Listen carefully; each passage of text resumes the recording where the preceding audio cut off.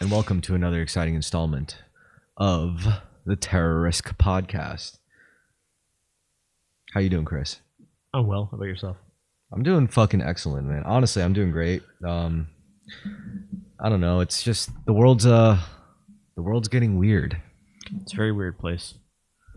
Yeah, I mean, you got like, I don't know. I mean, everyone's got their opinion. Secretaries of Defense telling popes what to do. Everyone's got their opinion on it, of course, but AI is probably right now the most consistently biggest news. I mean, let me think. Like, I haven't heard of anything because like the internet came out before I was even like old enough to have coherent thoughts, really, you know? Yeah, but the internet was not the same stage of not being able to process coherent thoughts too. We grew up with the internet. We grew up alongside of it. Sure.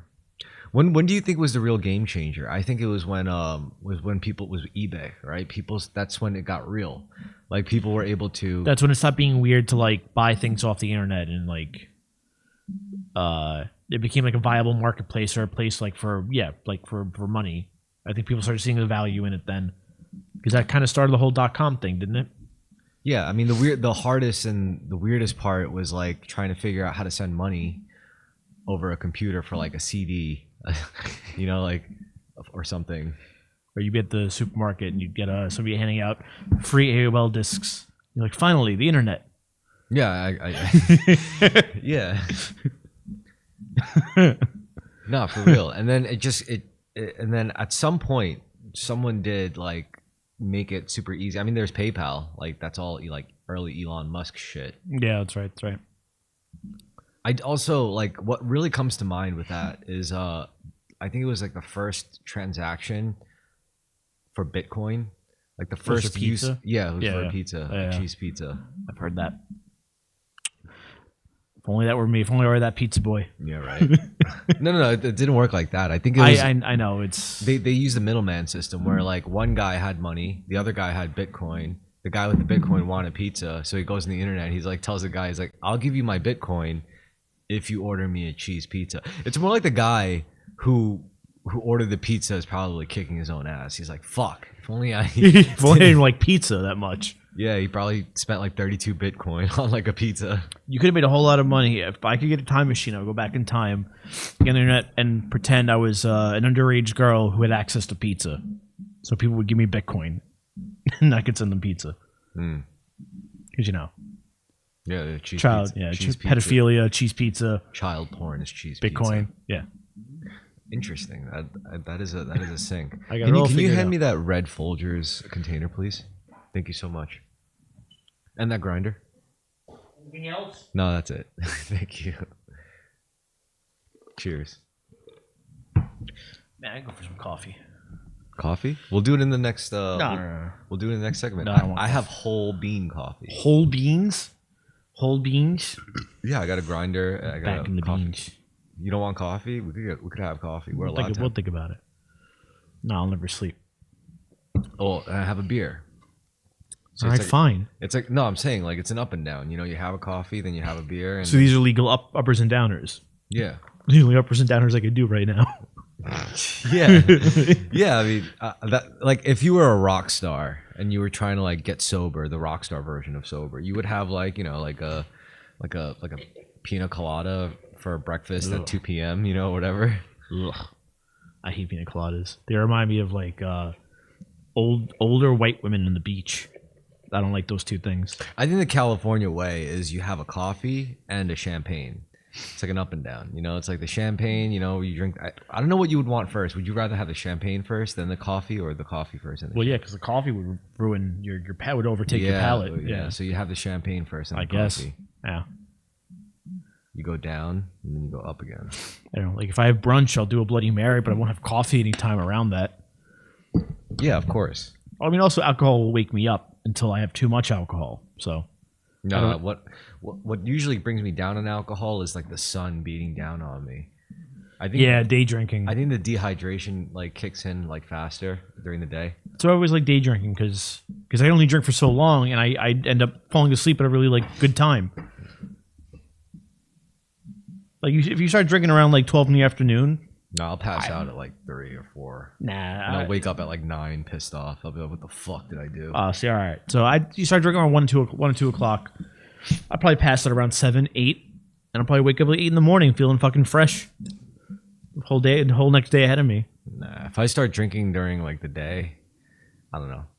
I would fall asleep. 'Cause it's something about just the sunlight really just puts me out. But if I have cocaine, man, I'll probably go on for a while. Yeah, too long. Too long. Yeah, until the sun goes down and comes up again. Oh, that's the worst. Actually, no. See, that's the bad part. If you do cocaine like early in the day when it's still daylight, then it turns night. And you're like, oh, okay, I feel safe now. And you turn around, the sun's coming up again. You're like, God, fuck. Like, what do I do?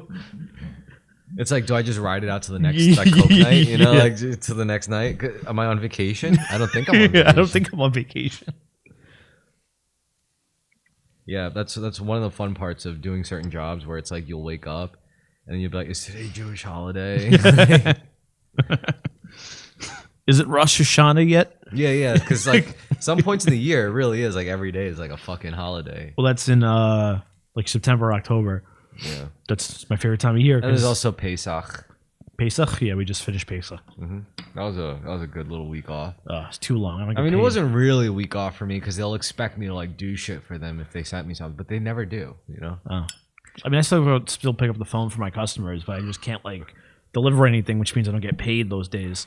Which means I don't get my paychecks fucked up for like another 2 weeks after, vis-a-vis right now. No real Jew gets paid during those days. Nope. All my customers would be like, oh, you had a nice vacation? I'm like, no, I fucking sat in my room because I can't afford to leave the house because no one pays me. My boss was like a bad Jew like that. Like on Shabbos, he would take work calls, like Shabbos evenings. And oh, yeah, they all do that. But that's the only way that you got daughters to feed in Brooklyn, no less. Like, come on. In Brooklyn, no less. You know, I have a customer named Isaac. He'll call me like 4:30. Chris, still in the office? I'm like, no, I went home for Shabbos. He's like, you're not fucking. Yeah, and he's in his sitting. Stolen valor. Yeah. At least sometimes when they ask me, Chris, you're Jewish? I'm like, my name is literally like bearer of Christ. That's what my name means in Greek. No, I'm not Jewish. That's true. That is funny. I'm surprised. Like all my Jewish like cohorts at work.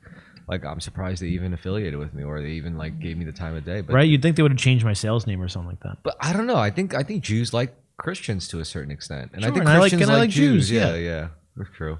I'm a member of the tribe. They told me. They're essentially one and the same, Christians and Jews. One's just more fan fiction-y about it, and one does the bidding of the other's country. Oh, that too. Yeah, I've gotten into some spats online about Israel and shit. Like, for example, I would like make some posts. Like, I'm not anti-Semitic by any means. I don't think Jews should die, but I do think that Jews are not the chosen people. You know, it's like, or like I'll say something like, you know, like most of the time I'll meet a quote unquote Jew and I'll be like, what's so Jewish about you? You don't keep kosher. You don't celebrate. You don't keep Shabbos. You don't fucking pray. You don't I'm pray more to Jewish Hashem. than some Jews. Exactly. So I'm like, dude, what's so Jewish about you? Seriously, tell me. And then they're like, oh, I'm so sick. This is when they revert to the racism. I'm sick and tired of goyim telling me what. But it's like, come on, like, I can't eat shellfish. Is it wrong to ask for some consistency? Like, you know, it's like you. So what makes you the chosen people is your practice. But if you don't do the practice, do you still claim the chosen? And why? You know, it's like, are we not allowed to ask because the Holocaust happened? You know, there's that. And then there's also the other aspect of it where it's like, you know, like you ask those kinds of Jews, it's like, oh, so how do you feel about Israel? And they're like, fuck Israel, Palestine all the way. I'm like, it's just a complete incoherent sense of identity. On one hand, you're willing to call me Goyim and call yourself a proud Jew. But on the other hand, you're like, fuck Israel. Well, it's because it's not like, it's not all Jews. Israel is they're Zionists.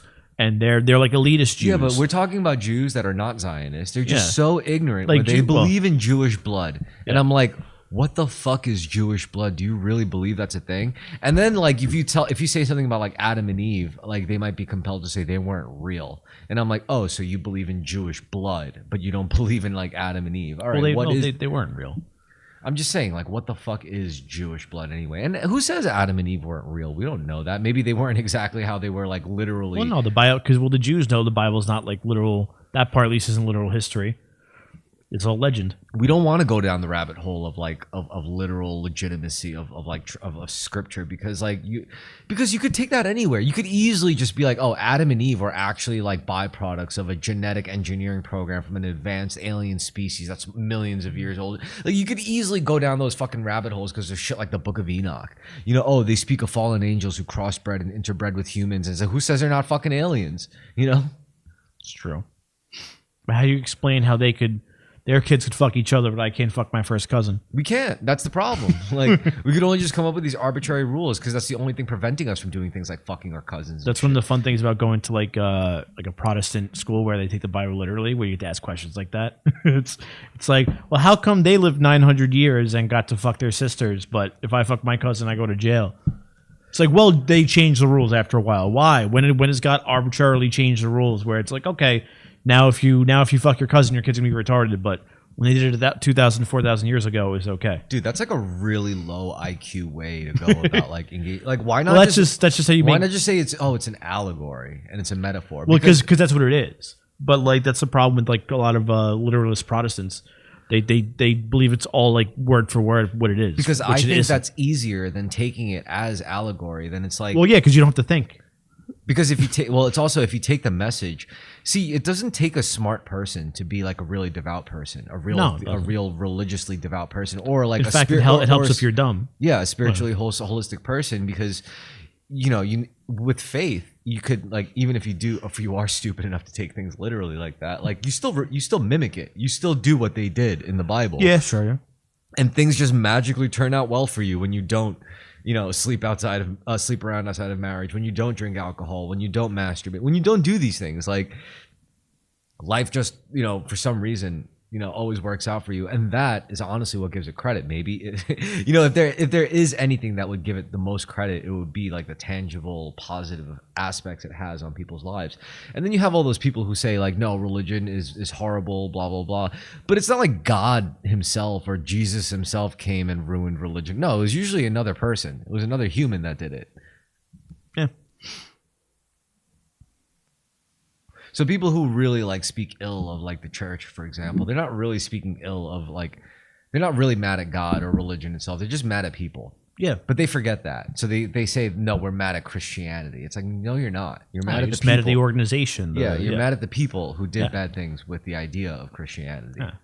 Because, also the Bible, God never said, build a church, make sure you get tax exempt status. Well, that's a good perk. I would love that. I would love tax. Sounds nice. Sounds very nice. In fact, I think that's why people open up churches. If they said, Chris, you have a tax exempt status on like pizza, I'd be like, fuck yeah. Like anything, Just keep making pizza for the masses. All right. No, I get it. That's why you have these super churches down south. Why people do that stuff. Yeah, there's a lot of money involved. Yeah. But that's like a great spiritual battleground, though. Like mega churches where you can't tell who's really about it versus like who's just in. I think you could tell. If you're in a mega church, you could tell you're not on the right side. That's not true. I think there's some people in mega churches who are legitimately there for the right reasons. No. I mean, like not the people who run it. I don't mean the people that are there that are going to the church aren't bad people. But the people who run it, by definition, are bad people and are misusing the message if they are running a mega church. Because Jesus says several times how the best way into heaven is to give away your possessions and to help others and things like that. So by definition, being wealthy is ungodly, is unchristian. Like those are things Jesus literally says that they like to ignore. Wealthy in what sense? If you have too much, if like God says, it's Jesus says it's easier for a poor man to get into heaven than a rich man. There's the story of the rich man coming to Jesus and going like, Jesus, what should I do? He says, give up all your worldly possessions and follow me. He's like, I don't want to do that. The problem is it's not really like a hard scale. I'm not saying like no, having. I agree with you in a sense where having too much can probably fuck you up. But the problem is like too much for one person isn't necessarily too much for another person. You know what I'm saying? Like, sure. Let's say you're a poor man and then you're suddenly given like $10 million in a single night. Yeah, you might end up dead in a week. It's true. Yeah. But what if you're born like in a billionaire family And yes, you can still be given too much. Like maybe you're given too much influence, or maybe even more power, more money, and then that's too much. But there's still like completely different scales, and yet there's still the same effect of quote unquote too much. So it's not really like too much isn't really like a hard number of wealth, I don't think, or a hard class.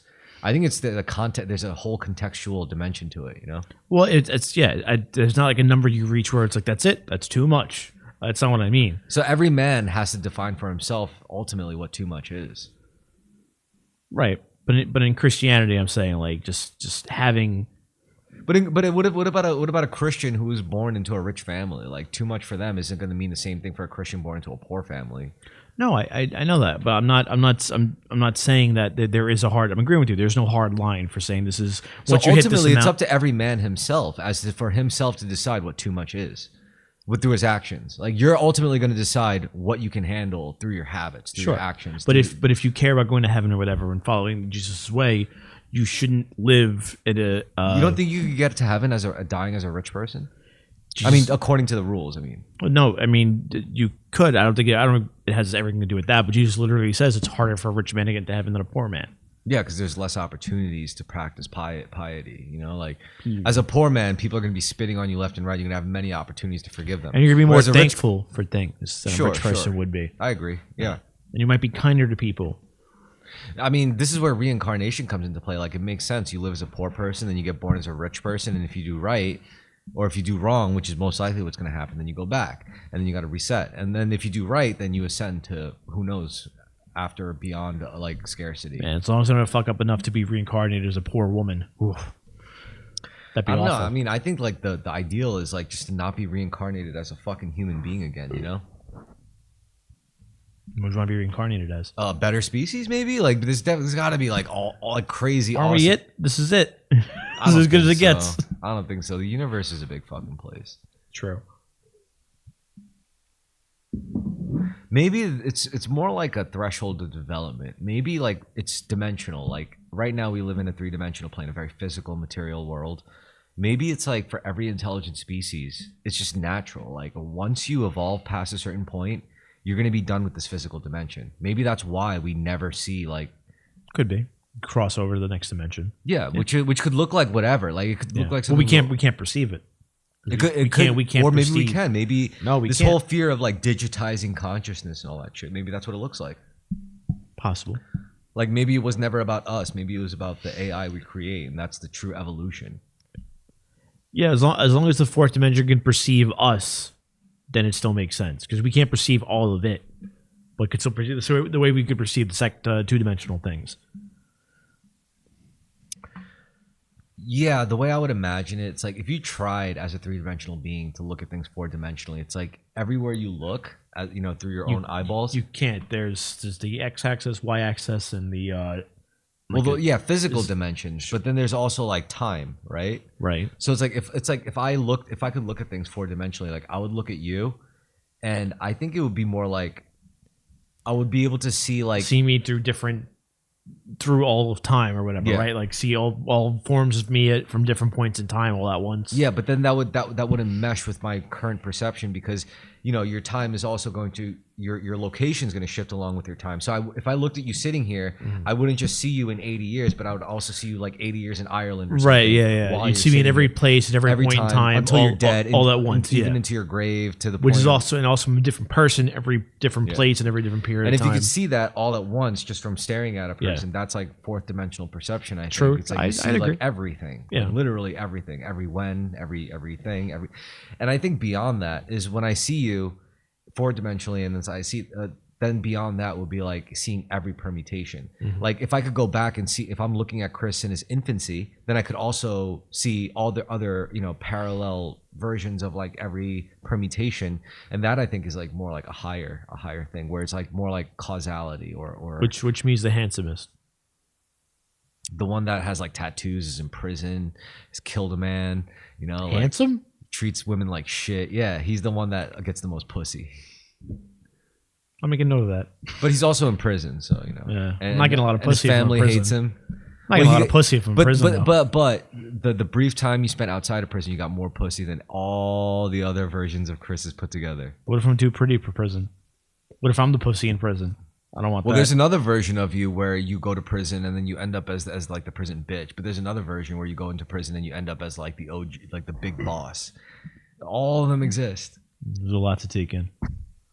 There's probably another version where somewhere in the womb Is you there, just- you is there a became- version of me that gets pussy without going to jail? you became a woman. You Ugh, were gross. born a girl instead. Gross. But that's the thank thing. you. It's like if you go far back enough, through your connections and like human existence, maybe you could eventually identify with like every single person on Earth. If you go back far enough, It's true. Yeah, but who wants that? maybe humanity needs that at this point. That universal consciousness. I'm not necessarily talking about a hive mind because you still got to exist as you and your body and your mind, but maybe there's also room for another dimension of perception. I think hive-mindedness is inherently a bad thing anyway. Not I always. just don't think it does anything for us. I think it depends on scaling. For example, if you have like a huge population of 9 billion people, yeah, hive mind could lead to some serious problems when it comes to like, I don't know, just meaning But I in mean, life. But then even if you have 2% of the population in a hive mind, and then another 2% of the population in their own hive mind, no, I mean I'm thinking about like if you're in like a squad of like a 6-man squad and you have to get something done, you want that 6-man squad to be a hive mind. that's It's like or let's say that's about moving in one and being effective. or let's say you're like revolutionaries and your country is like oppressed by like an empire. You're gonna want to be a hive mind at you least have to for find you have to find something to agree on all at once. you have to be kind of a hive mind at times. Or for example, if we got invaded by like a more advanced alien species, we have to be a hive mind. Like That's true. so. I think that To beat the tendency- Borg, we have to be the Borg. Yeah, that tendency kind of exists for a reason, I think. But I don't think it's necessarily like the Borg. Think of it more like mushrooms. Okay. The mushrooms grow on mushrooms. Mycelium network. Mycelium. Yeah, because mushrooms are everywhere, and it's like if you could tap into a mushroom consciousness, you essentially tap into the entire planet. Because like apparently like every mushroom is connected on planet Earth or some shit. Really? Yeah, I didn't know the about mycelium network. that. I don't know about I don't that. even know if I'm pronouncing it right. The mycelium network. The Mycelium? Yeah, mycelium. Mycelium. Which also puts into context how trippy shrooms really are if you think about it. Then the mycelium network, often called the Wood Wide Web, are underground interconnected fungal threads I like that. that link plant and tree roots in symbiotic relationships. So like think about this kind of connection like all over the world.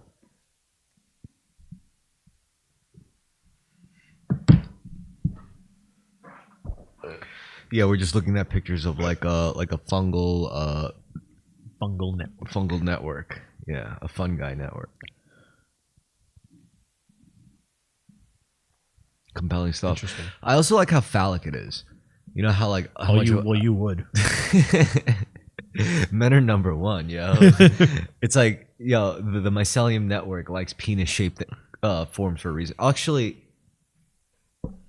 that's not to say there aren't vagina shaped mushrooms too. I feel like the underside of the mushroom is Yodic. yeah. What? Say it. What? Yonic. Yonic? Yeah. What's yonic? What's phallic? That's the opposite. That's the inverse. Yonic. No. Well, no. Well, what's So- phallic? Phallic is penis shaped, right? Yeah. So yonic is vagina shaped. Oh, I guess so. Like a pen is phallic and a cup is yonic. Okay, I didn't know the word for it. I just say, learned it. I learned it fairly recently. Okay, I'll just say like because I was curious. No, like, that's yeah, it's fair. Because like, I was like, if a cock is phallic, then what's a Yeah. vagina? And they I've just never said- heard anyone use the word. All right, I was just saying like uvula-ic, uvula-ic. Yeah, right. I thought it was something else Yeah. entirely, but I looked up yonic. Oh, See, this is like what oh, yonic. okay, Yeah, interesting. I like those. the opposite of phallic. Yeah. So if you ever see a product called like the Yoni egg or something, Yoni egg back massager or something, it's like all right, All right. I know what you're doing now. I'm on to you. yeah. But I like learning about, and you know what? Like I hate to admit it, but I like as I get older, I am becoming one of those like nerdy, people where it's like I look up concepts of things and like As you should. archetypes, for example, are a big thing. I got the hiccups, but yeah, archetypes are a big thing that I've been very interested in.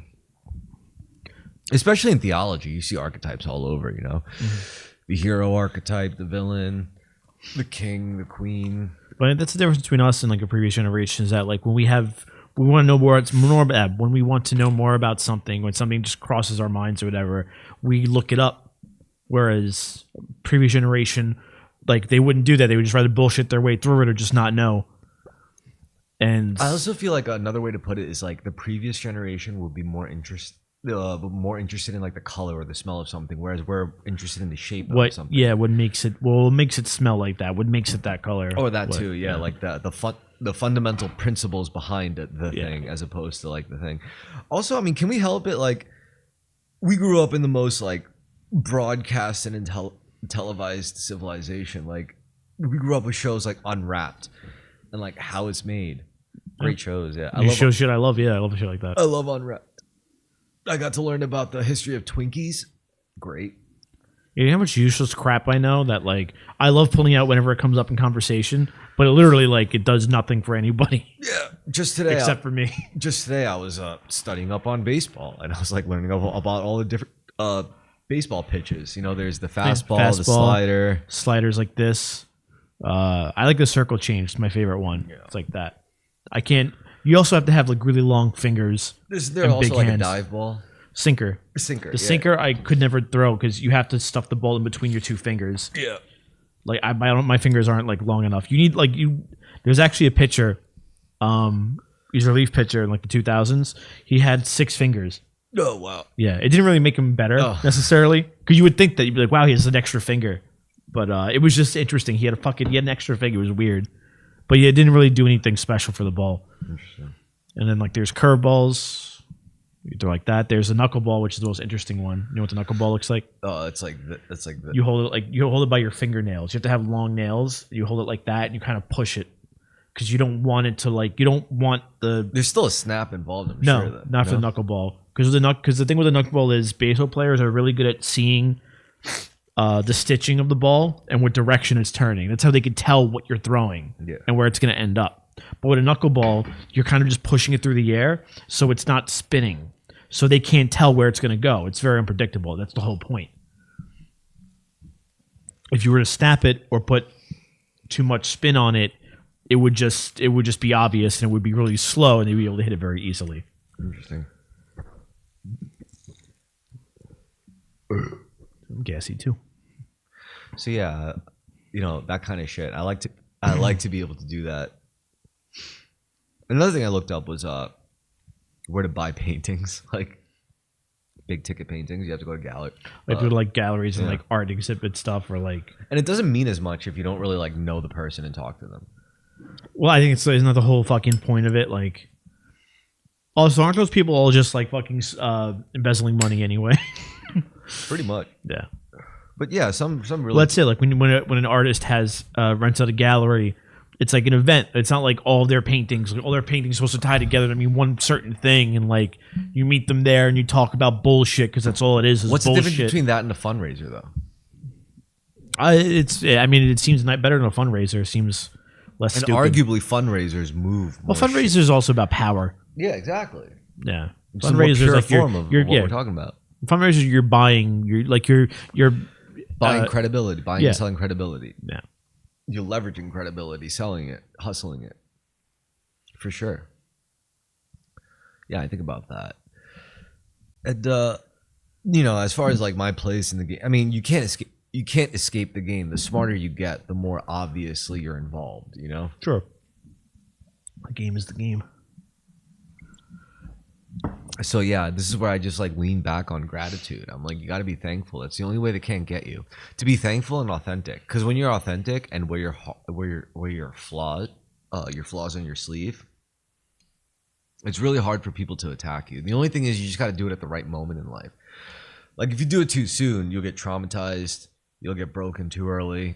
If you do it too late, it's like by then it's like all the best years are behind you. So you got to do it at just the right moment to start being authentic. Also, you have to have experienced enough so by the time you become authentic, you actually have like a story to tell. I made these bottle caps into a yonic shape. Yodic. Yonic. Yeah, like a life milestone, learning what yoni is. The phallus. I'm gonna draw vaginas everywhere. Yeah, like Tom of Finland just drawing gay shit everywhere.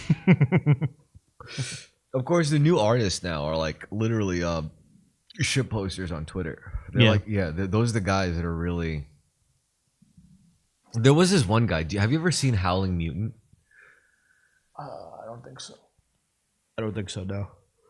He's a really funny. He's probably the funniest guy on like social media. Honestly, he's this like satire, gross out humor account, and he's like constantly making posts about how he's like a retarded rapist pedophile. Oh, okay.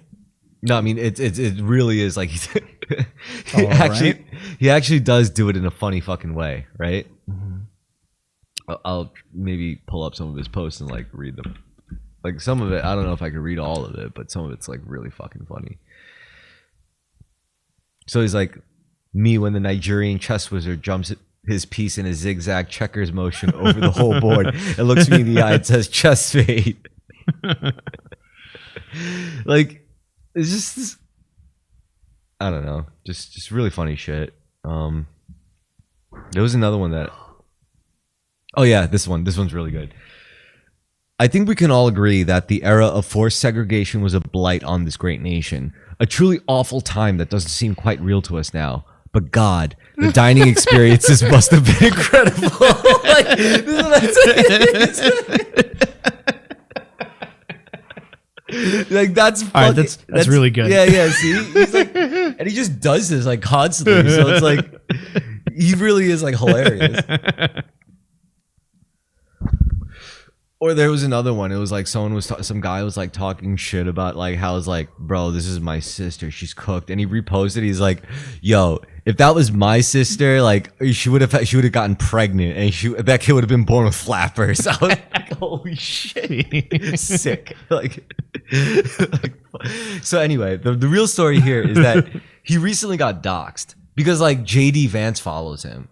Oh. So it's like they were like, "Oh, this guy's like a Yeah. right wing. We gotta dox all. We gotta Really? expose. He's just fucking around. We gotta expose these Nazis, right? Whatever." Yeah. So they doxed him. They discovered his face, his place of work. Yo, it's so funny. He's this like entirely normal looking, handsome Irish dude. Like he works. He's like a deckhand for like a New York City ferry. Oh, that's awesome. Yeah. He works in the maritime industry. It's like, so you have all these leftists that are like, yeah, we got to kill him. We got to go and like throw Molotov cocktails at his house or whatever. And then we're all like, yo, he's just like a proletariat guy. He's like a working class blue collar. Yeah. Yo, it's so funny. Shit, I want to work on the ferry. Sounds like fun. Yeah, and he also gets a lot of pussy. Because like, you know. Oh, he lives here? Yeah, he's a New York City guy. All right. I think he's from like another state, like Boston or Oh, whatever. then I could fuck off. Don't go back. Yeah, but he's like, you know. It's just. What was it for the love of the game one? Go back up. Just wanted to say. Go up. Oh, it's nothing. Wait, he was. I don't even understand how.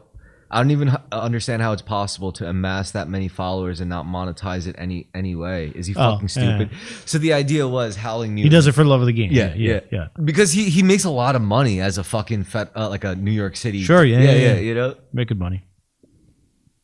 I think that's why his posting is so good because he doesn't do it for a living. Yeah, those are the best. Honest, because there was just like a YouTuber I was following for a while, and like I'm following him for like years. It was like he's just like a wrestling YouTuber or whatever, and I just liked the way he did things and like it's the way he commented on things. Yeah. And like I think a year ago he got hired by a wrestling company, so now he's trying to do a character, and now I can't stand any of his videos. He's trying so hard, and like he would never say like and subscribe. Now he says it all the time. I'm like, dude, you lost me. Like I can't. Like you've become a shill for yourself. It's no longer something you're doing because you enjoy it. You're doing because like you have to do it every week because it's your job now. Yeah, you're no longer doing it for the love of the game. Yeah. Anyway, with that, we could conclude the first part. All right, we're back for the second segment. This is where we talk about philosophy and ideas. And what I want to philosophize about right now is, I mean, what is there to philosophize about other than Oh, I got one. Creative merit, creative credit, creative ownership over your ideas and your creative output. What do you mean? Well, like with AI and stuff, like all these artists are getting mad that any asshole could just like pump out productions without the help of professionals. And I guess like as artists, people should have kind of expected it, seen it coming before they started posting their shit online. Because like once you post it online, it's not really yours Yeah, it's no longer yours. But I mean, that's a double-edged sword. If you want to put your ideas out there to see if they're any good, that's what you're gonna give up. Well, it wasn't always like that. Like at one point, you were able to just give it all to record companies and producers And get very little back. Exactly. Yeah. Well, no, I mean Well, some depending. I mean, record especially deal, if you found your niche. If you knew your niche, then you did a good job. not like you did with them hiccups. Yeah, I got to figure out how to get rid of them. But yeah, you had to figure out your niche back then, and if you found it, God bless. So I think. Excuse me. I think bands put on great shows are like that's where you can make most of your money. So that's where they focus most of their effort. 100%. Bands that put on great shows. You ever see Guar? Yeah. Oh well, I've heard of. You've heard. I've never seen them, but you've heard of Guar. Yeah, like they just like cover songs. They have like their own songs, but like it's a whole thing. They dress up and like they spit blood out into the crowd and all that shit. Like it's like an event. It's a thing. So what do you usually after when it comes to attending things? Attending things, good experience. Like what translates to a good experience for you? I don't know. It's I guess with a band, a lot of energy, a good show. Sensory overload. Yeah, like I once saw this band Thrice. Thrice. You know Thrice, right? Yeah, they did a great cover of Eleanor Rigby one time. Did they? Yeah, it's amazing. I went to one of their shows in Terminal 5. And as we're walking in, someone's handing out like 3 glasses. I'm like, what the fuck are these for? They're like, don't worry about it. Just put it on when Thrice plays. And like they had a fucking laser light show. It was fucking cool. I didn't expect that. I didn't even care. I wasn't even there for Thrice. I was there for somebody else. Unexpected. Well, that's unexpected, but something memorable, I guess. Yeah, something that sets it apart. Like I don't want to go there just to hear the music. That's something I want to do once. But if you want me to keep coming back, was there ever a local act you were a fan of where you just like caught like the show they would do every week or something?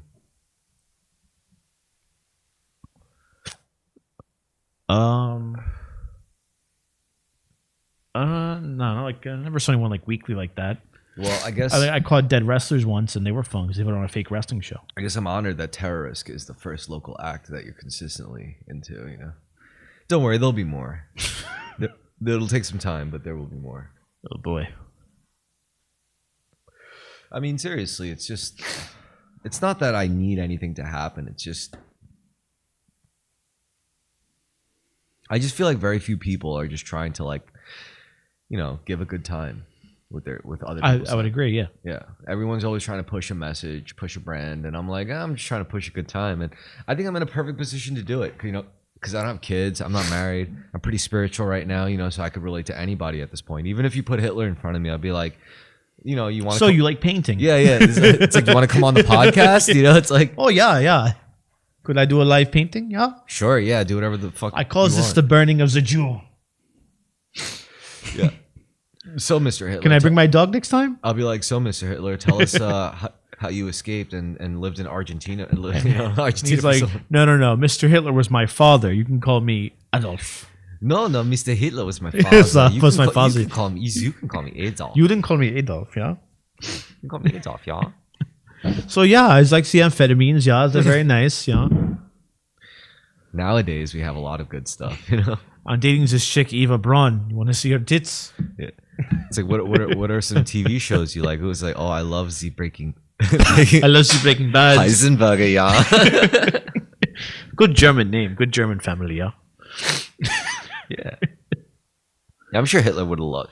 If Hitler were alive, like what shows would he have liked? I don't know what it shows Hitler would like. Hitler would have loved Breaking Bad. Would he? Yeah. Fuck yeah, he would have loved it. He would have empathized a lot with Walter White. Nah, you know, maybe you're right there. I don't say he's not such a bad guy. I don't think. No. Hitler would have loved Captain America. Captain America. I think Captain America was invented. No, to, Hitler would have to beat him up. Hitler would have changed a lot of stuff about Marvel heroes for sure. Like once he got Captain Nazi. No, I'd be Lieutenant Nazi. He would still be Captain America. He would just, America would just stand for different, slightly different things. Just a couple slightly different things. Yeah. First of all, America will be split. The West will belong to the Japanese Empire, and the East will belong. Like a Man in the High Castle. Yeah. Actually, speaking of that, I just watched this show. It's old. It's like 10 years old now. 11/23/63. It's a Stephen King novel. Yeah, starring James Franco. Yeah. I can't believe you watched that. I watched really? that. Yeah. Did you? I liked it. Yeah, I liked it too. Yeah. I like that scene where it was like everything tastes better back then. And Yeah. He's eating the pie. And he's like, oh. But they don't talk about why everything tastes better back then. But it did. Well, of course it did. And that's why his fucking burgers were so cheap. That was my first giveaway where when he gets mad at me, he's like, "You been giving me meat from the '60s?" It's like, "Yeah, dude, you've been eating $1.25 burgers for $1.25. Like, what the fuck did you think?" Makes sense. And they're the most delicious burgers. Yeah. I'm sure they were. Yeah, straight from the butcher, local butcher, in the '60s. When he had the butcher, I saw some of those prices, 49 cents a pound. I was like, "Oh, you motherfuckers!" Yeah, they ruined it. That's what they took from us. Sons of bitches. I hate saying that. Like that's what they stole from us. Like I'm sick of blaming boomers. Who else are you gonna blame? Well, I mean, wasn't Dana Carvey a boomer? Yeah, he was. That's how he got a show on ABC. Yeah. They won't give us shows on ABC.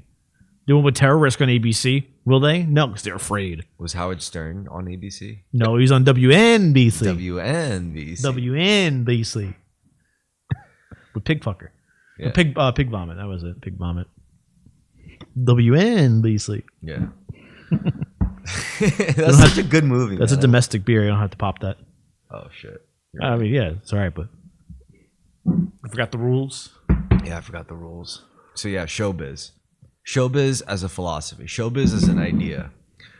I mean, there is magic behind it. Like there's movie magic. Like, would we really be surprised if, in the future, the entire government was just owned by the media, not the other way around? Oh, okay. I was like, wait a second. Is that kind of how it is now? No. Yeah, no, it's the other way around. What if it gets to the point where the media owns the government?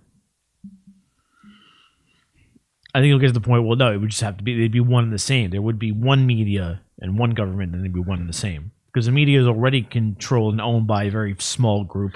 There's only one way to prevent that, and it's not good either. What is it? Is if all the media came together into one entity that could actually go toe to toe. That's not good. No, we don't want that No, either. They'll just become a mafia. Literally, it's like imagine you're talking about Disney. Imagine if imagine if Steven Spielberg or Disney decided, hey, we don't like you, and we're not just gonna blackball you from the industry. It's like we're gonna kill you and your whole family. They would have the power to do that if they all just came together into one gigantic.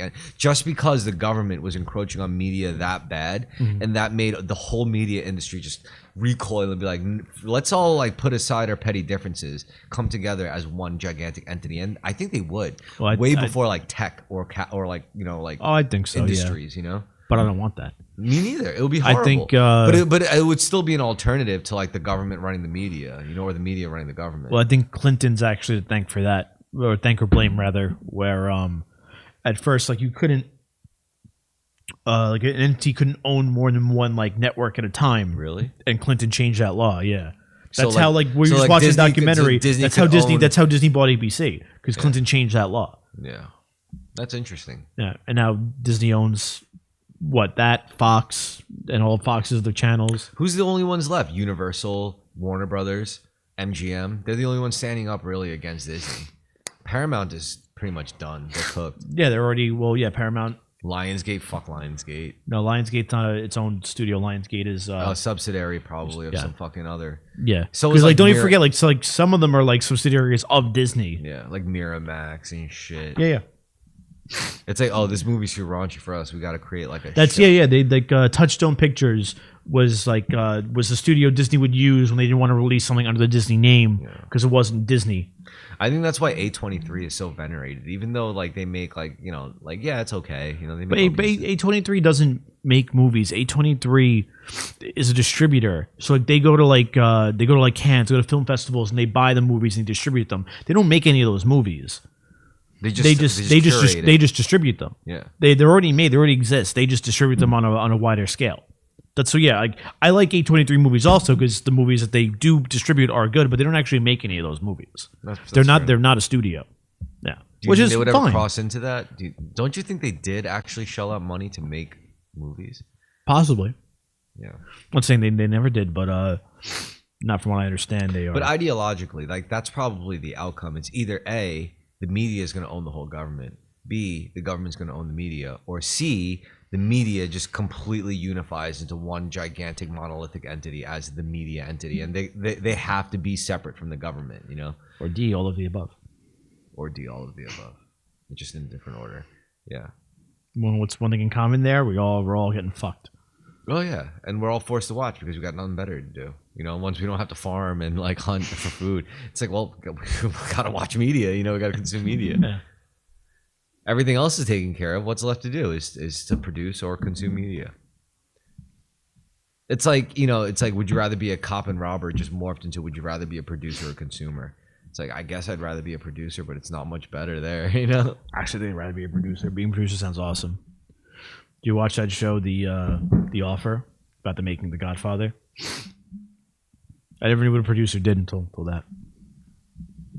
Well, yeah, producer's essential. I just thought they just put their names on things and made money, but no, they actually get everything together.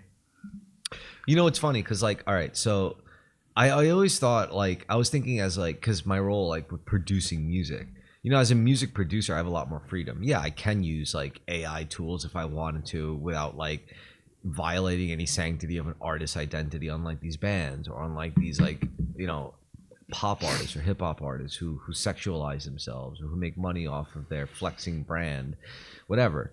It's like there's that, but then like as if you're a producer, it's like none of that shit really applies to you. You're allowed to just produce a whole artist if you wanted to, because you're not really like you're not a band. You're not beholden to a specific style or sound or a fan group. It's like and you can't go out of style. I could birth and burn bands and act as I please. Yeah, that is my art. Yeah, and as a music producer, it's sure you don't need to know how to play music or actually know. No, but you have to know to follow trends and to know what what works and what doesn't. But I do think when to dump something and when to jump onto something. I do think as a music producer with musicianship, the job is way more fun. Just like I bet being like a movie producer when you have experience directing movies is probably way more fun. Mm-hmm. Sure. Because you don't just like have like money relationships. You also have like industry relationships. You also like I know like that whole writer squad. It's like I know. And if you're already a known entity, people like are more likely to go all out on your next project or have faith in your next project. Yeah. Because it's like, oh, you've done this before. This is why you see so many actors like putting their names on the producer roles. This is why they're acting as executive producers for other movies. Because you have so many rich actors that like, what I don't have to work, but if I stop working with my lifestyle that I'm living on, I stop making money. So no. Yeah. So that's why I better start doing Dunkin' Donuts commercials. Or I'll just dump the money into executive production. Yeah. That used to be the old way. Like Lucille Ball and Desi Arnaz, they invented what do you call it, reruns. They own the rights to the I Love Lucy show, and then they own the rights to the show, and then they started selling it after the show went off the air, and so they own their own reruns. They took that money and then they opened up their own studio. So that they could own the TV, so that they would let TV shows use their studios, and in a way they would then be able to own those shows and distribute them. Like that's something that they knew a long time ago that a lot of people don't do anymore. Indeed. Yeah. Or what's his name? The guy that directed the Godfather movies, Coppola. Coppola eventually made his own studio, but blew all the money from making passion project movies of his that aren't very good. So we got to admit, like, media is a meta. It's a meta craft verse that transcends musicianship. It transcends like being a visual artist. It transcends like physical performance and dance. It transcends everything. It's this idea of production, putting together productions, not just like producing a painting, not just producing a song, or not just performing at a concert, or not just performing in a play. Like just whole productions that manifest as it starts as one it all coalesces into one thing, and that one thing also disperses into other things. For example, when you're making a movie, you get all the footage together. You get all the main shots, the B-roll, the sound, the scores, put it all together in that timeline, whatever. Then you chop it up, and suddenly you have content for fucking trailers. Chop it up even further, suddenly you have clips that you could sell to like Taco Bell or Wendy's, or McDonald's for their new line of toys. Chop it up even further, you get memes all of a sudden.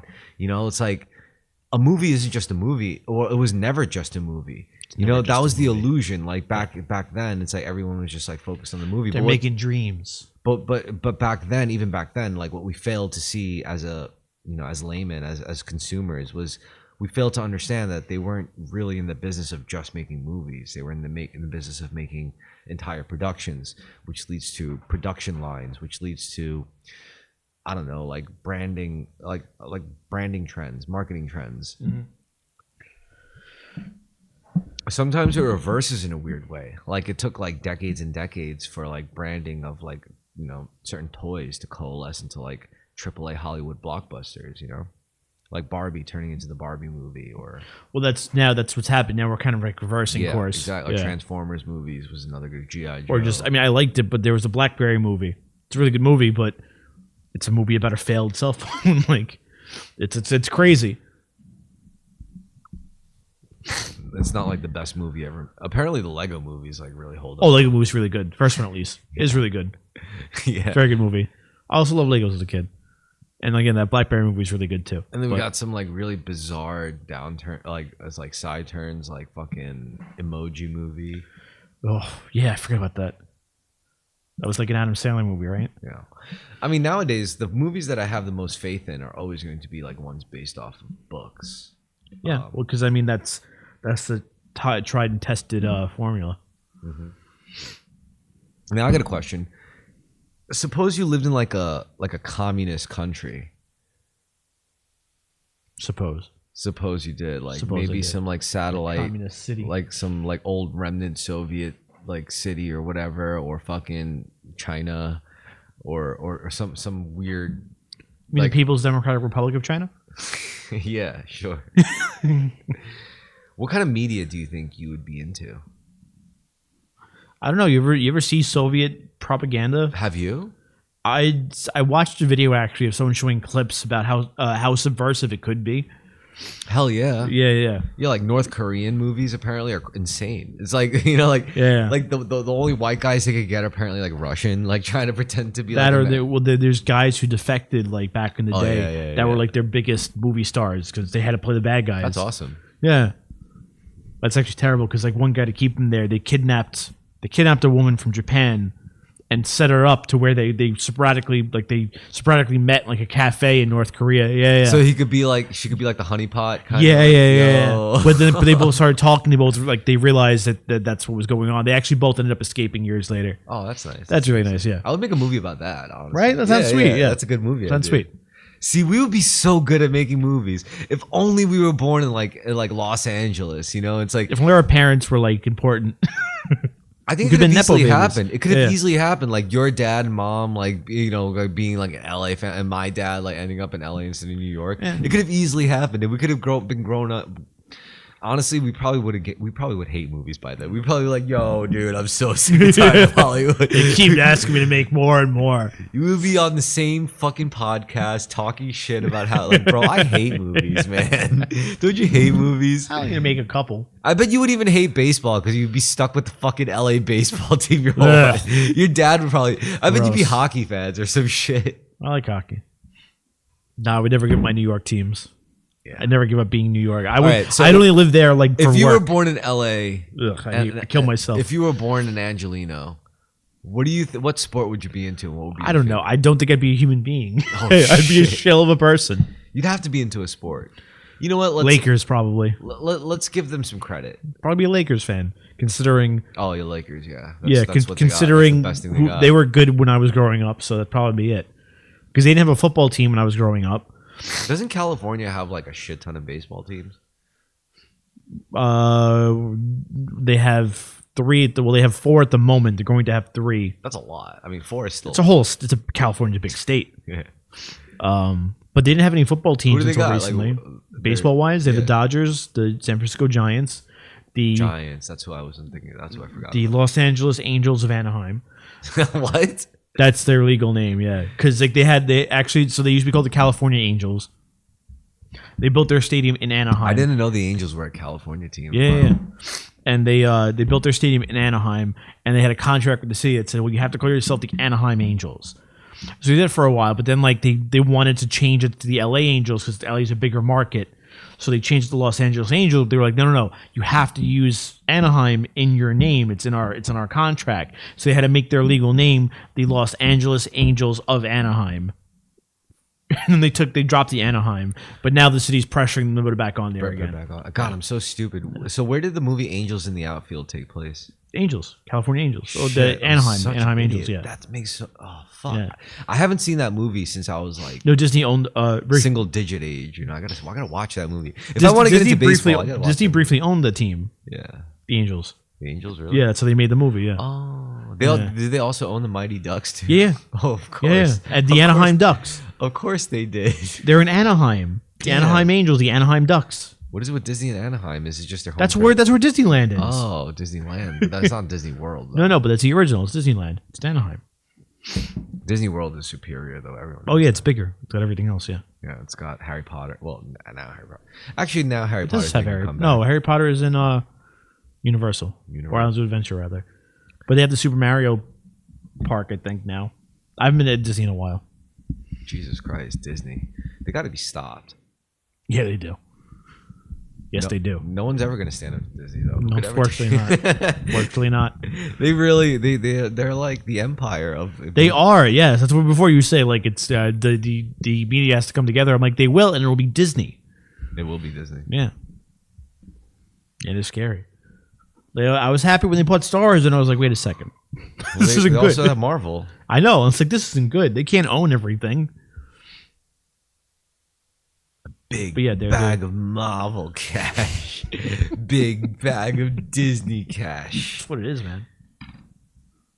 But there's got to be something above Disney. Nope. No. I only know music, and I know like with music, there's the big three. There's Warner, MGM, and Universal. I think Disney owns MGM. I'm sure they have their counterparts in like the other aspects of industry. But that's just like South Korea too. Like if you're talking about the billions flooding into like K-pop, like it boils down to like 3 production companies. Oh, they own Hollywood Records and Buena Vista Records and Walt Disney Records.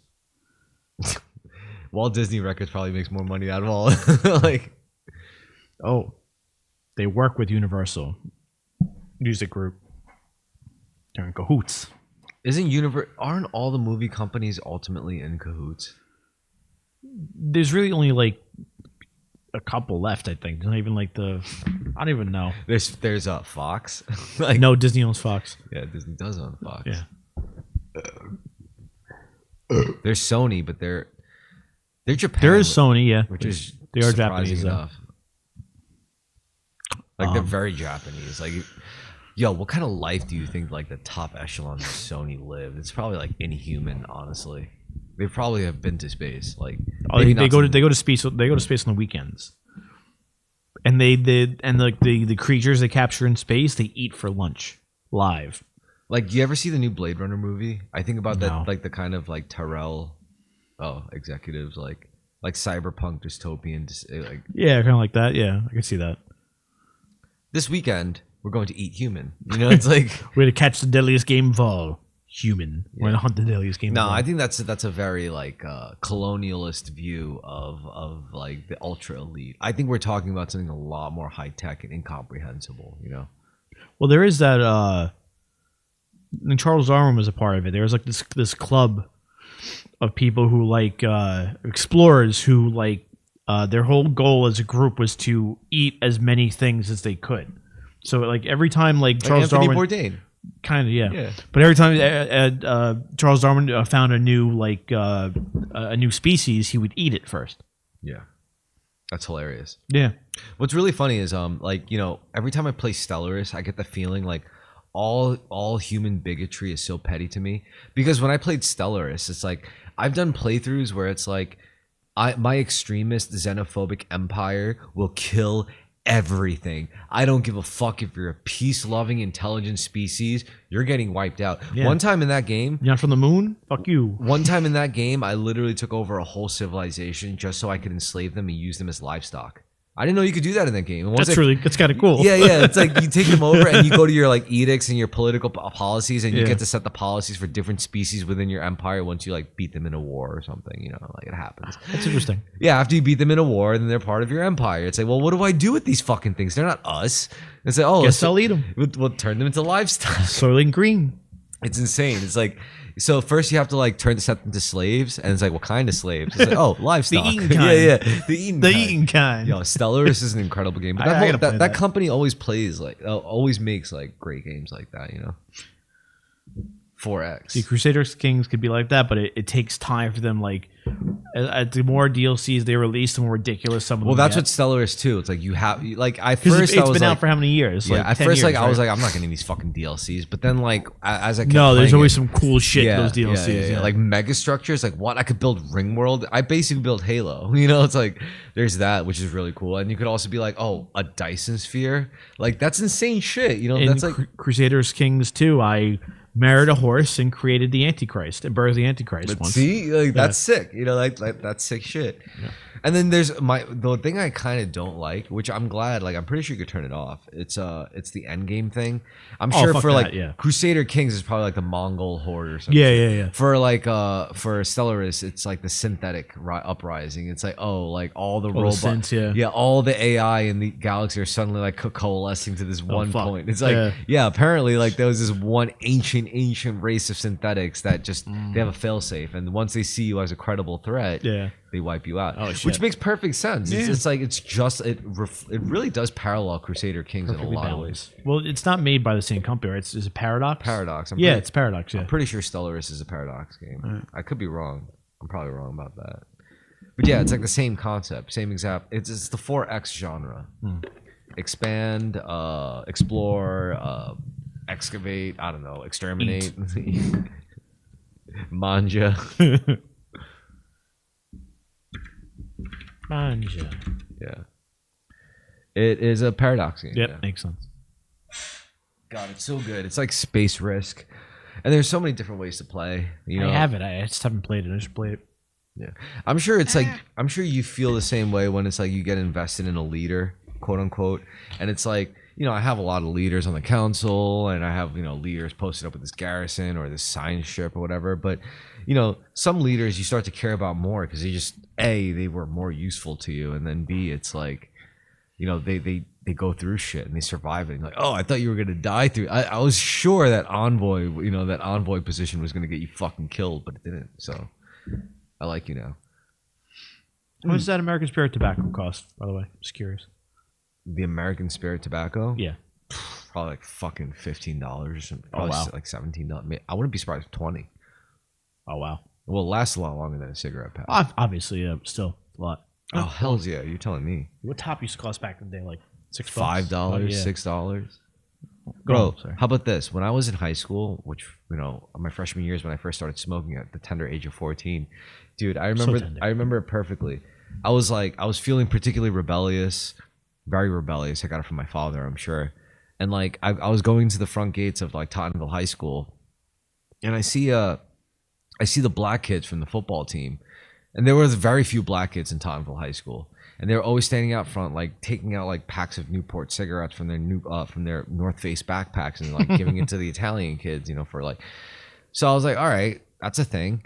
So then, you know, like the year went on, and I got into more and more trouble, and eventually I was like, you know what, fuck it. I'm gonna buy one of these packs of cigarettes and I'm going to start smoking cigarettes. I saw my dad do it my whole life and I was like, can't be that bad. So I go and I was a little nervous. I had my lunch money that my aunt at the time would give me every week for lunch because I was living with her. And my aunt, my uncle. So I go there, I go up to him, give him my $5, and he gives me a whole pack of cigarettes. And I was like, wow. $5. Yeah, $5 for a pack of Newports. Because obviously back then, cigarettes, even in New York, only cost like $6.75. Yeah, that's what I was paying for Marlboro. I'm pretty sure. Like God knows how much they cost in like Virginia at the time. So that's how those, Oh, right, resellers right. must have done it.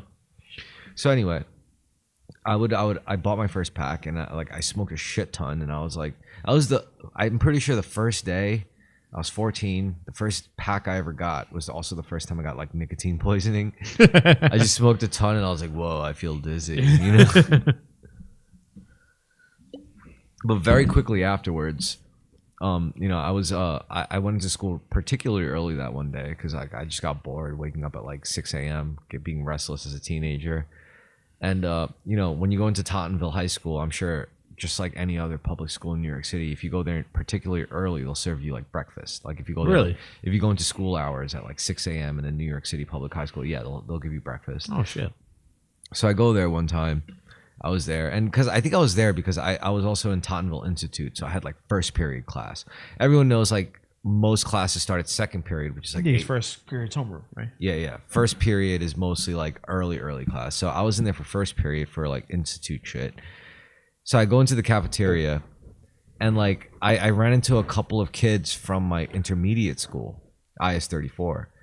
And they come in and it's like, hey, what's up? It's like, yeah, hey, remember Italian class? Yeah, that was hilarious, right? Yeah, Miss Ruscieri, she was so funny, whatever. And then he's like, yo, you guys want to like get out of here and smoke some weed? And I was just like, what? I was like biting into my pee. I was like, you guys have weed? It's like, yeah. So it's like, how do we leave school? It's like we just walk out the front door, and it's like no one's gonna say anything. And then I looked at like my two white friends, and compared to me, like a 14-year-old Asian kid, like they already looked like they were like 16, 17. They're like, yeah, just come out with us. I was like, all right.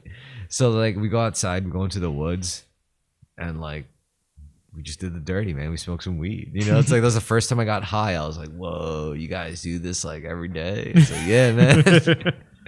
And the rest, as they say, was history.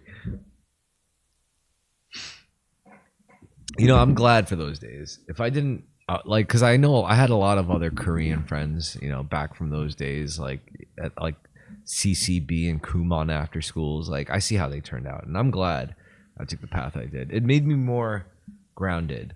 Like I'm sure a lot of those kids now, like nowadays, if they got their divorce or lost their jobs or got disbarred or whatever, like they would be done. Whereas me, it's like, I'll just start where I've been before. It's all good. Maybe I'll become a cop. Not with that record, you won't.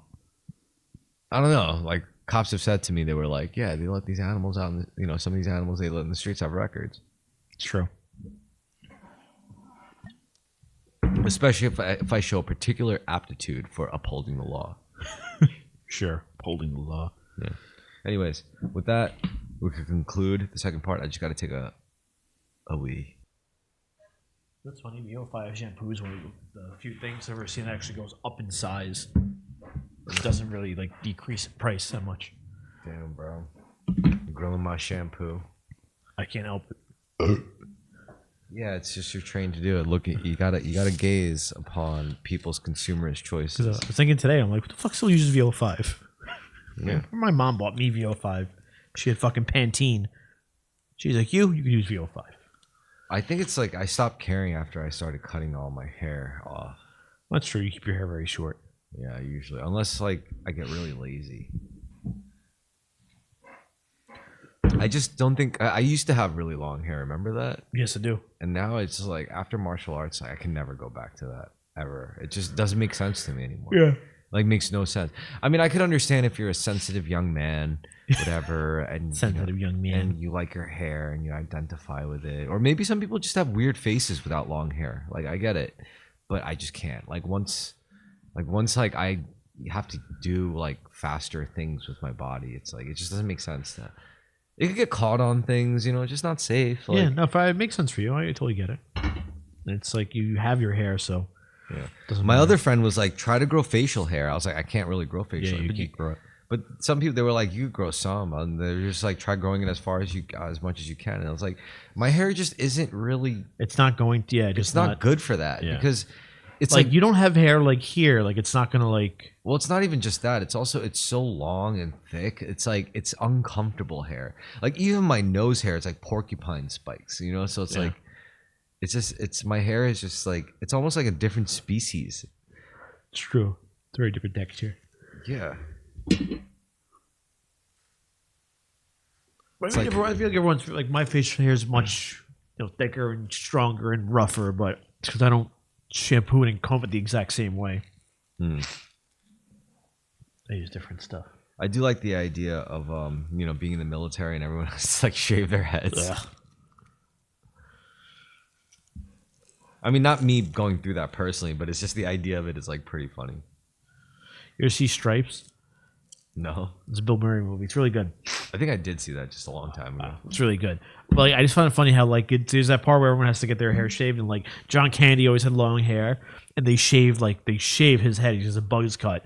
But like Bill Murray kind of just gets a haircut. Bill Murray doesn't have a lot of hair anyway, but it's like they don't shave it. I'm like, is it because you're the fucking star of the movie that you don't have to do that? But you made John Candy shave off his beautiful hair. You That's asshole. hilarious. Because it would have been it was the better shot. Yeah, but also like it's the way his character is too. He's not exactly falling in line with the rest of the soldiers. Yeah, like him and Howard Raines had to keep their hair. I'm like, everyone else got a fucking buzz cut except you two. I'm like, come on. Where's the realism in this comedy? So, since like I was getting into making like AI generated music videos, I was like, I want to learn. His hair's getting in the way. I want to learn how to make music videos. So I watched this 3-hour documentary about the history of music videos, just to learn about music videos. It was fucking fascinating. I'd imagine. I didn't expect it to start the way it did. Like, music videos go as far back as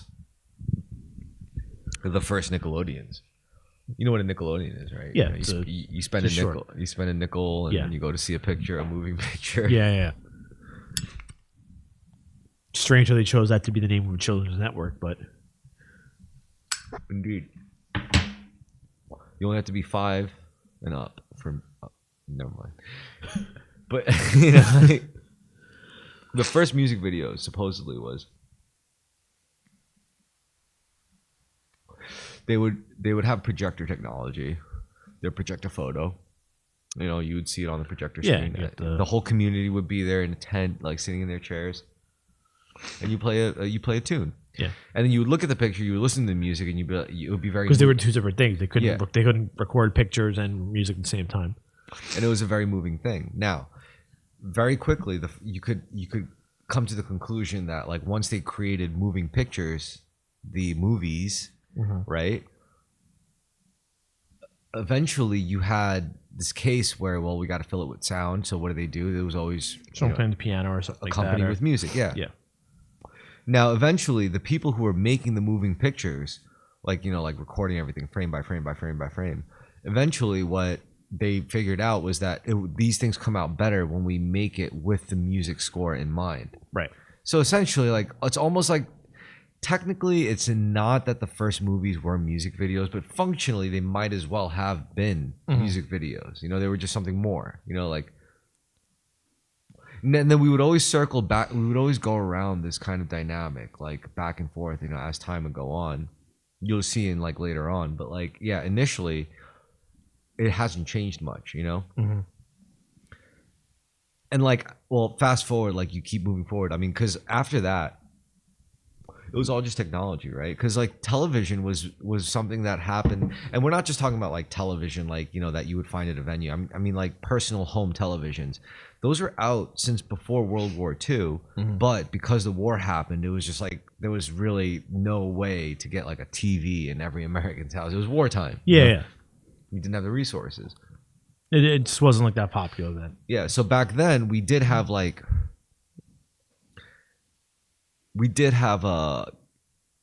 I don't remember when it was the first case of like where they were able to Yeah, no, it was then because they were making movies by World War II, right? They were making Yeah, actual, yeah. yeah. So they Sure. were, so they you had these movies, quote unquote movies, where instead of a scene where it was like the dialogue and the romance playing out and all that shit, it was just Well, it was just pure musical scores, like pieces, like it was like a musical, yeah, just on film, yeah, and like with sets, you yeah. know. But you couldn't get that on your TV at home. But like it'd be in the theater like that. Yeah, theater, yeah, yeah.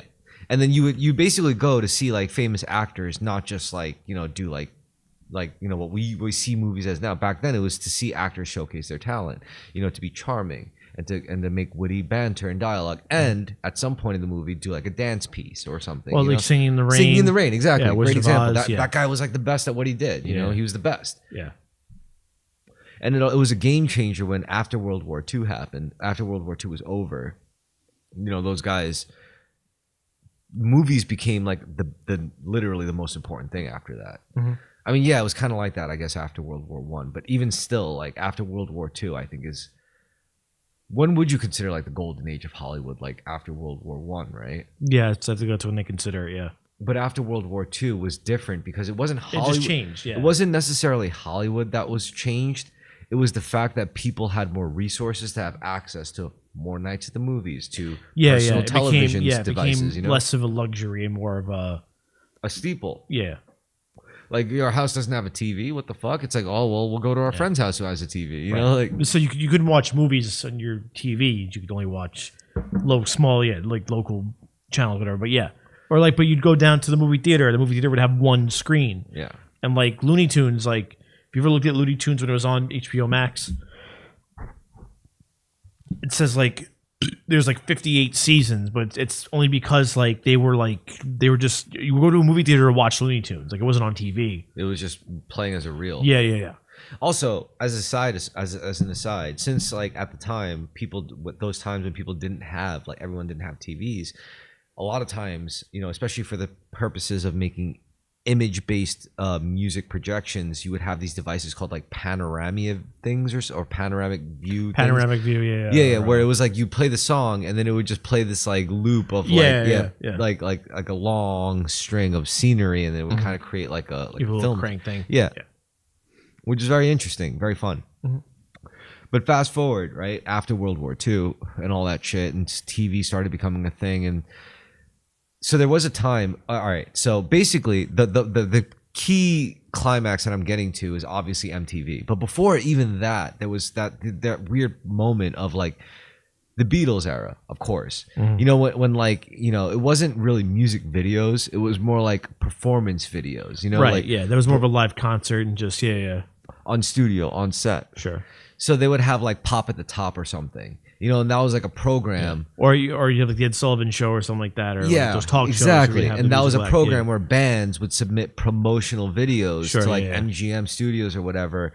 And then they would look at the promotional videos and then they would decide, all right, these kids have what it takes. Let's put them on the show. Mm-hmm. Now, what's tragic, I think it was BBC. It was actually British Broadcasting they did this first. But like, what's tragic is that you had a lot of these legendary bands that had to like submit these promotional videos, right? Mm-hmm. Videos to the broadcasting networks to see if they had what it takes to perform. They all got deleted. They all got taped over. Yeah, because like they had a policy where it's like maybe they just didn't have. No. It's like actually, Monty Python talks about it.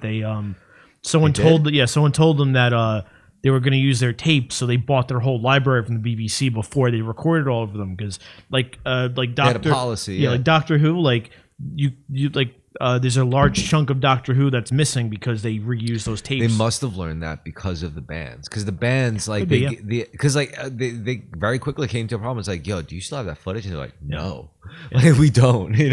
So that was a huge problem. But that was also like a huge. You also know why, like, whenever you see like the news and like someone like in a convenience store gets mugged or whatever, and the tapes, like the video they have is all really choppy and shit like that. It's because they've reused the same tape over and over and over and over and over again. Oh, because you're like it's 2008. Like, what the fuck is that so choppy? And it's like because they keep taping over the same fucking. You tape. would also find out that directors of music videos in the future, like we're talking like become movie directors. Eventually, also that also happened. Alien 3. Is true. I forget his name. He's a bigger director now, but. He directed music videos. David Bowie was kind of influential into that whole H.R. Geiger aesthetic. I mean, that's true. Fucking Life on Mars. Yeah. Yeah. and Ziggy Stardust, all that shit. Oh yeah, David Bowie Yeah. was there all throughout Yeah. the initial prominence of like music videos culture. Well, that was part of like his albums. His whole spiel was that stuff. Yeah, it was a big deal. And like we think of it like we don't understand that music for us that's normal is not really normal music. Like, you know? Especially with a televised and like visual element to it. It's completely different. It changed everything. And like I think like it was after that era then comes all right, let's skip forward to like, you know, past the 60s because it kept going on like that with the whole like pop at the top type, like talk show type, you know, like these are the bands that are up and coming. So eventually like bands, movie directors got into the action of filming for, you know, musicians because it makes sense. It's like, oh God, you know, we're on a budget. It's like, or we're short on time. Like, who do we know that could film us a promotional video? And then this is how like musicians and bands started like intermingling with movie directors, you know, because they were like, yeah, can you? And you know, eventually they started having ideas. I go back to the Beatles. There's A Hard Day Tonight. It's a movie. That's essentially a music video. A Hard Day's Night. Yeah. And then, all right, that's also something that happened before music videos was full-length feature films. Purple and Rain. Musicians getting involved because before music videos were ever a thing, music numbers in movies were normal. Yeah. This is how you had like Elvis in movies regularly. That's right. Yeah. Purple Rain and, you know, like all that shit in terms of like, you know, cinema and music like being a thing. There's also Pink Floyd, of course, 100%. But I think like what really changed the game was MTV, right? Because MTV came about and like, you know, televised visual music performances were still within the realm of like the movie industry or the visual broadcasting media industry. It was still under their thumb. But then like you had guys coming up with an idea of what if we just had a broadcasting channel that just played music videos 24/7. And when the guy pitched that, the first guy who pitched that, I think, you know, I forgot, I don't know his name, but like the guy from like Warner Music or something, like basically the old guard of like who owned the rights and the archives and the recordings of all. He's like, you're not getting our fucking music. They were very against the idea of something like MTV. Yeah. You know, but that's like, in a nutshell, that's like all like the birth of like the music video, you know? Interesting. I mean, there's a lot more to it. It goes on to like feature like, you know, it goes on to talk about, you know, 90s, early 2000s, 2010s, which is insane, you know, for music videos. Oh yeah, sure. 100%. It was crazy. And there's songs I still only remember because of the music videos. Yeah. But the first one, as we know, was like And we were in the golden age too of music videos. what was hilarious to read about, was to watch was like how they discussed that MTV had a rocky start at first. It's like they only had like Not a bunch of people signed on, I guess, right? yeah, like to broadcast 24 hours, they needed like what is it, like at least like 120 songs or something, and like 30 of them were by Rod Stewart. So they had yeah. I like Rod Stewart, But he was the only guy who, I don't know if I can listen to Rod Stewart for that long. That's what I'm saying. So yeah, there was that. But then, you know, like everyone else started getting in on the action. There were just more and more acts. And then you also had interesting cases where it's like, you know, there once like music videos were at one point seen as like a necessary evil. But it took a long time for That's like, how you got your single out there. It's how but then it became, you sold your album. Yeah, because it was a grueling process for the artist, you know? But then eventually, like once you gave like the bands and the musicians like more freedom to like direct their own shit, you got shit like Bohemian Rhapsody. Yeah. And apparently that was all like self-directed. Like that was all mostly like just them. Like they just kind of like did that shit. Well, it was, yeah. Like I think it's in that movie, which isn't very good. Oh, with fucking Rami Malek. Yeah. God, I hate Rami Malek. Yeah, me too. Ugh. I'm sick of him. Yeah, he just can't act. He can't play anyone other than Rami Malek or Mr. Robot. Yeah. But that is true. Like how long is Bohemian Rhapsody? Like 7 minutes long. Yeah, it's a real really production, especially for music. It's a really long song. Yeah. I'm just glad I watched that whole three because I didn't expect me to sit through all of that whole thing. But then I was like, this is What, the actually movie? the documentary. It was like a Oh. 3-hour documentary yeah, about the documentary, history of sorry, music videos. I could tell it was clearly like 3 MTV specials, about like, the history of music videos. Okay. At least it was Like well I love the produced. 90s type shit, but it was just about music Yeah. videos. I was like, this is incredible. And someone just, God bless their souls, they decided to just stitch it all together into one long. That's cool.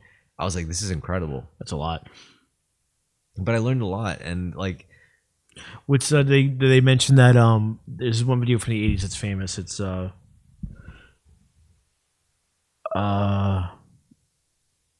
one that where it's animated and real life. It's shit. What's that song? I forget it.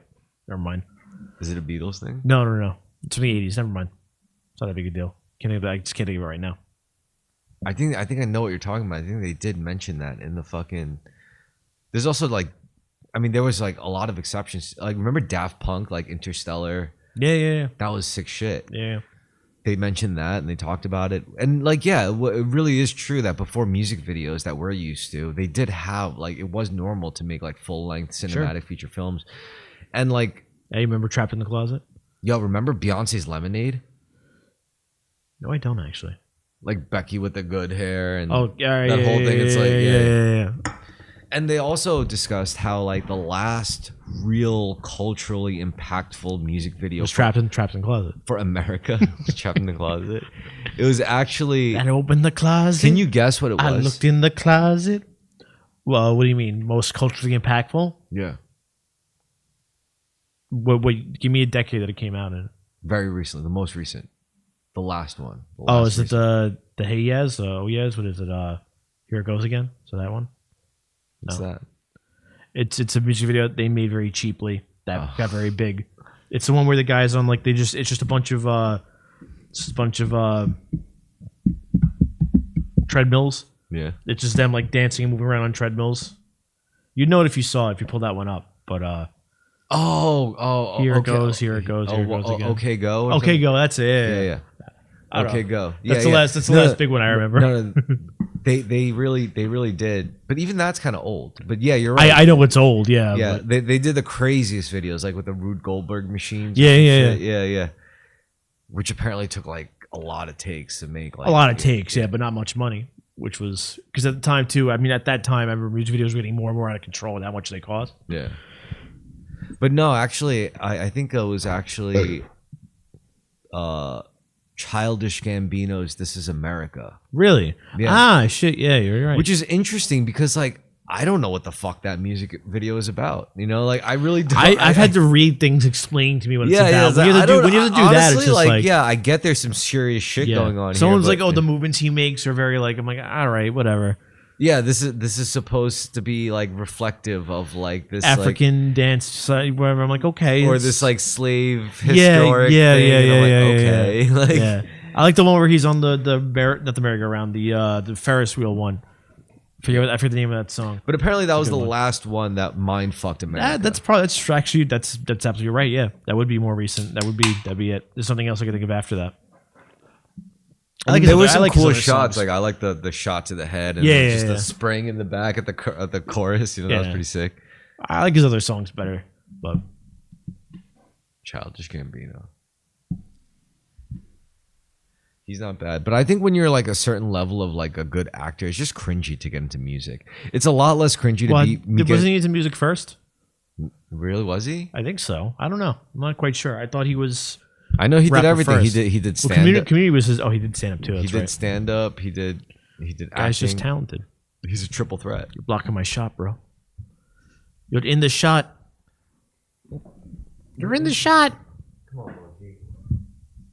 I want to be a star.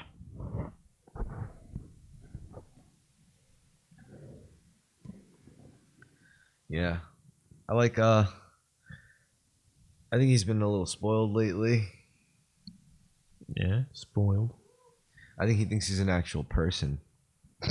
He thinks he's people. Yeah. So yeah, man, media has gone it's gone a long way. And now we're at this age with AI, and I don't know, it's gonna get very interesting to say the least. To say. Yeah, like what? See, the thing about like making music with AI, it's like even amongst people who, regardless, there's people who are just vehemently against it altogether, which I get. But even people who are like into it, not all of them are like really saying like some people are just like, oh, I wanted to mimic my voice, and I wanted to make songs that I care about, like getting drunk, or about the heart, or But about it's not like going to know how to do that my life journey. authentically. No, it does do it. It's just it doesn't come out good. But yeah, it's not authentic. It's almost, well, it could be authentic to them, but really what it really means is something deeper, and it's that even if they did have the talent to like make beautiful music and sing beautifully, like if they did make those songs, it would still be dull as shit. Yeah. It would still be like elevator music. Yeah. Like, and that's the tragic part of AI art. It's not that the real tragic part isn't that, oh, it's taking jobs away from people, whatever. The real tragic part is that once you give everyone creative freedom, everyone's going to be able to like look at the art that's actually like hidden in their souls, and going to realize like some people just have like dull shit going on in their sure, hearts. yeah. Like that I think is going to be the real. You're not dull. You're very nice. You're a nice person. Yeah, exactly. You're not You're not dull. You're not dull. You're nice. You're a very nice You're a person. very nice person, Colin Farrell. Yeah, that's really what it's going to be like. Like people are just going to realize they're very fucking dull, and it's happening. And it's like I think that's another big reason why. Like that's the number one reason why people would just go right to like, oh well, fuck that. That's not real or whatever. I think it's because really it's subconsciously they know like if I did make something with this, it wouldn't be any good. Mm-hmm. And if I had like a whole production company under me, I still wouldn't be able to make anything good, and that's fine. Like maybe the world does need consumers and producers, I get it, but it's like, and I'm still going on a tangent here because I'm still pointing out how some people, you give them this technology, they're still gonna, even if they could make something like personal, like basically what I'm saying is I don't need AI to make music about my human experience.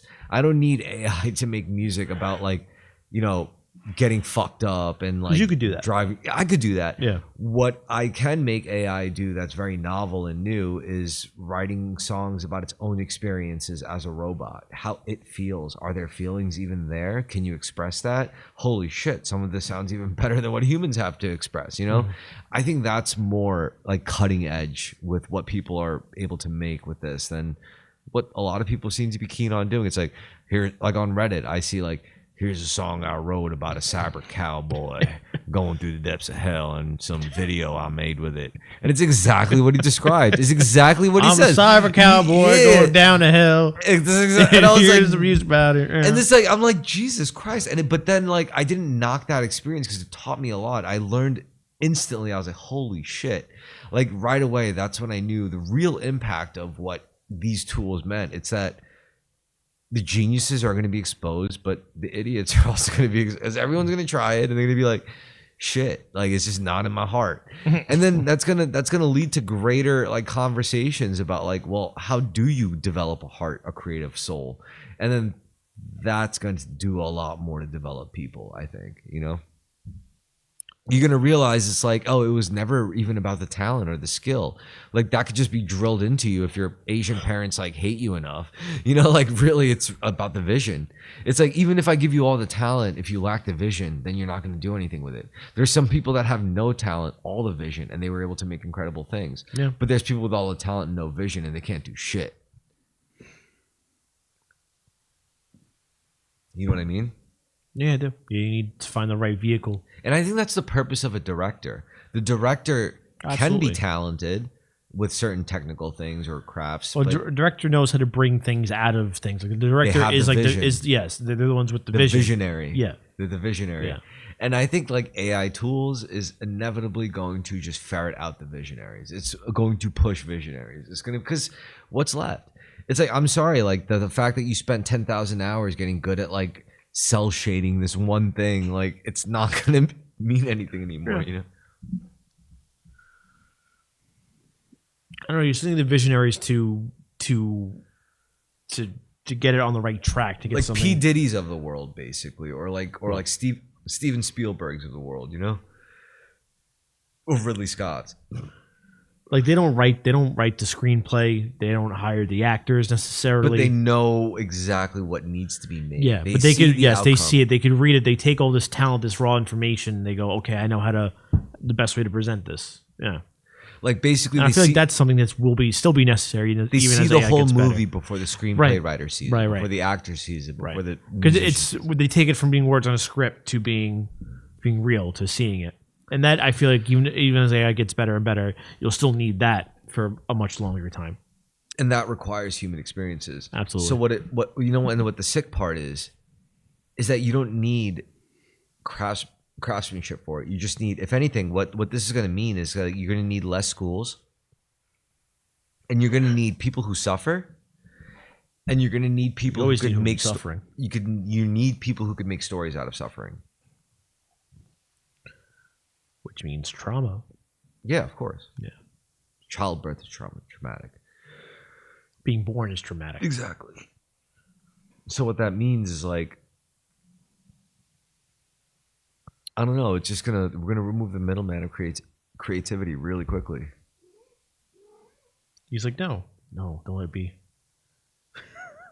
He seems personally offended. Yeah, he likes.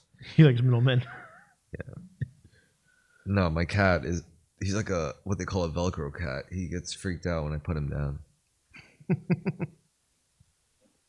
Not like put him down to death, just like, you know. I mean, that would freak any cat out. Yeah. What kind of sick games you playing with this cat? Yeah, the vet was like, particularly, they were like, oh, he's such a good kitty. You know? Yeah, he's a good boy. Just chill. Do whatever. He doesn't freak out when you put him in the thing? In like a carrier? No, he'll just whine a lot. Yeah. You know, to help Farouk move his cat was freaking out. Farouk was like almost like to tears. I'm like, dude, the cat's just freaking out. Like the cat doesn't know what's going on. Oh my like, God. He's like, I don't think he's okay. I'm like, no, he's just bitching because he doesn't know what's going on. Yeah, cats are pretty resilient. Yeah. And you put him in a car, though, they're like, what, where am I? This is the only world I've known. When did he get the cat? Like, how old was the cat? It was like kitten. But his roommate got the cat. His roommate stopped paying attention to the cat. So Farouk started taking care of the cat. Oh. Yeah, I mean, the cats like imprint when they're kittens. Oh, absolutely, yeah. So when you get a kitten, you don't really get a cat. You get a pet. Sure, yeah. It's a difference. Like, you know, I'll admit, like, I can't say I'm a cat lover with this cat because You just love him. He's not a real cat. You know? He's like, ain't no cat. He's like a stuffed animal. Yeah, he doesn't hunt. He doesn't. No, he's basically a stuffed animal. Yeah. I exercise his predator instincts every once in a while when he needs to. Like, he'll poop and he'll be like, oh, I got the zoomies. Well, that's because he's trying to get gas out of his system. Because they don't have butts. Yeah, they have buttholes. Right. But they can't. That's why they get zoomies, because that's how they get the gas to his, like, that's how they fart. Yeah. They run around. They're not like us. They're not like advanced like we are. Where we just go. like a straight up exhaust pipe. Like a nice muffler and exhaust pipe. Yeah. They don't have the whole system going. You don't have the cross pipes, the H pipes. Damn. What's your favorite music video of all time? I don't know.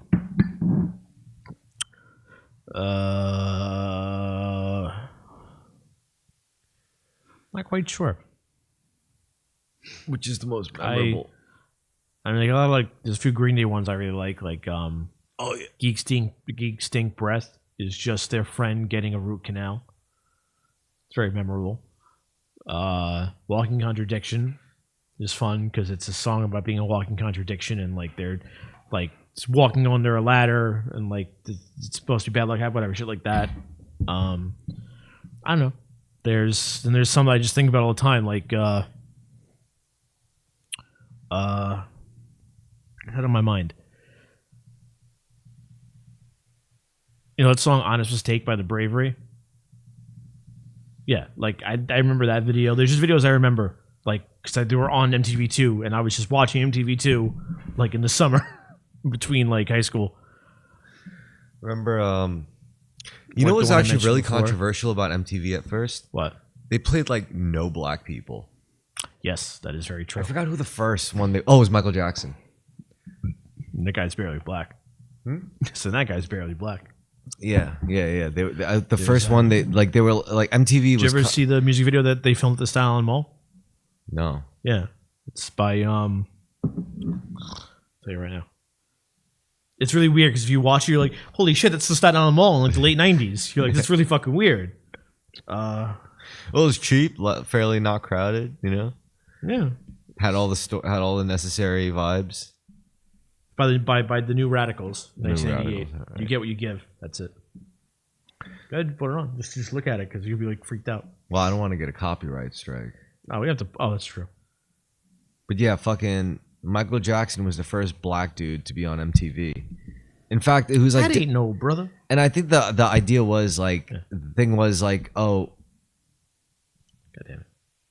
oh shit, that is a Staten That is Island. just you're like, Late this is- 90s, no. Look at the Yeah. way they're dressed. I know. Staten Islanders didn't look like that, but Well, they maybe look like that, that. yeah, they maybe look that. like that, not like that. But maybe that, yeah. I don't know about that. This is. You could tell like who was from the West Coast. part of yeah, you're like, these guys don't even know what sound is. They probably just got like a cheap filming location. Like, what the fuck? Yeah. How fucking weird is that? I wonder if they film this at night. It'd probably be cheaper to film it at night. Well, yeah, it'd be empty or early in the morning. Yeah. They definitely filmed it at night. Well, I don't know, because it's because the roof had light coming through it, right? Wasn't there a glass Oh roof? yeah, you're right. Like a So it must have been canopy. early. Must have been early in the morning. Shit, I would have loved to be there. Well, you may have been there. I bet you a couple of people fucked in that fucking mall. That shoot, you know. So many Possibly. nooks and crannies. I was Dude, molested at the Disney store. What? What? I mean, I had a couple of friends who worked at the mall, and they showed me like all the fucking weird little corridors you could get around in. They're like, There were corridors. There were they places. still are, yo. Yeah. Yo, the Staten Island Mall is a very mysterious place. You It know, is. there's a lot of esoteric. Like being a passages. kid, like not wanting to hang out with my mom while she went shopping. Like you'd run around stores and like you'd find all those little spots. You know what? If I got married to a woman from Staten Island in Staten Island, and we raised a kid in Staten Island, I would not mind raising a kid in Staten Island. It would just be like I would consider it kind of like the closest thing we'll get to like a kid growing up like Peter Parker. You're not gonna find that in Queens anymore, No, but not you'll find anymore. it. You'll find it in Staten Yeah. Island. You know? That's why you ever did you see the last Spider-Man movie? Whatever, like Jamie Foxx comes back as Oh, I Electro. thought you were gonna say it's like fucking like No, with no, Robert but, Downey like- Jr. as like I was like Doctor Doom. I was like, do you know something that I don't? No, like, no, do you no, have no, like no, no. connections? No, that no, no, but like they're like he sees Peter without the mask and he's like, man, he's a kid from Queens. He's like, I thought you were black. he's like, I swore. He's like, I thought you'd be black. Holy shit! Yeah. Yo, there was a. This is kind of off topic, but actually no, it's not. This is exactly on topic of this section. Color and off topic. All right, so we'll close this section off with something naughty I did that I'll admit to. I hope no one reports me. We're recording us. Oh, report. Report. Yeah. Oh, okay. You know, someone records us. I'm like, we're recording us. I may have ambiguously, in a legal context, downloaded, torrented a leaked copy of the new Avatar Legend of Aang movie. Oh. And the thing was, like, the that movie, was scary for a second. Go on. well, the movie wasn't slated to be released for like a bit, I think. And the thing was, Did you get it without the special effects? what? Is it like without the special effects put in? No, it was the full movie. It was high quality. okay. It's still available. I'm pretty sure. Like, it's easy to download. You should watch it. It's worth a watch because it's about Oh, it's right. The Last Airbender. yeah, Maybe yeah. I'll watch it. It's about like Aang, you know, because like it went from like Last Airbender to Legend of Korra, and but you didn't really get to see much of like Aang as a grown up. Mhm. So that's what like the new movie was about, and it was fucking fantastic. And Yeah. I was like, fuck yeah, I'm gonna torrent this, like, because Paramount could eat shit. Yeah, they could. It was slated originally for a theatrical release. Oh, and because of the buyout and stuff like that, I guess it got shelved or something. yeah, and I think Paramount decided to just like release it through stream, Mhm. and then that made it like vulnerable to like leaking, and it got leaked. And I was like, "Fuck yeah, I'm gonna download this shit." I'm gonna watch this shit at the expense of Paramount. Fuck yeah. See, that's my confession. Some people were like upset about my decision to do that, and I was like, what?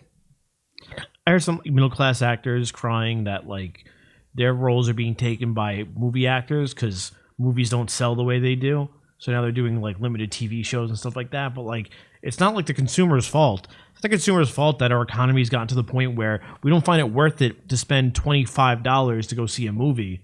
Like, that's not on us. Also, another $25 to eat popcorn. Right, that's what I mean. It's not on us. Like, well, because if you go to a movie theater, like, what is a movie theater? it's a fucking scam is what it is. A movie theater, because we see a movie theater as like a venue to go see movies. It's not. It's not. A movie theater is an overpriced restaurant. If you look at it on paper, like functionally as a business, it literally functions as. That's what, any of the dining ones, all I ever order there is soda and popcorn. I will not eat food. Like, cause like it's like chicken fingers. It's literally like $18 for 3 chicken fingers and 10 French fries that they get from the same fucking store I get my chicken fingers from. Or it's like, wow, it's so packed. Yeah, it's like $9 nacho night. It's disgraceful what they've done. Then like it's like I'm not gonna order drinks there. Like, I'm gonna bring a bottle of whiskey in like I always do. I'm trying to think of like the future of movie theater, because like there is clearly a future. You can't just like leave. Movie theaters are a good asset, you know, just to have a huge silver screen and like seats and like that kind of like. Yeah, sure. And it's, you see it in like multiple plazas. You know what a friend of mine did? She had her baby shower because it was 2021, and they were still renting out movie theaters to that. So we went to the city. We rented out a movie theater for her baby shower. We all played Mario Kart on the fucking screen and played like other games. Dude, you could do all sorts of cool shit in a movie theater. Yeah. You could.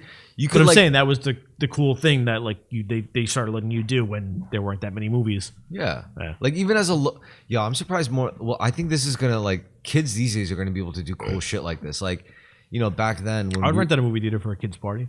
Or how about when we were teenagers? It's like if I had a kid, I wouldn't do it just for when we were teenagers. It's like our friends would start a band.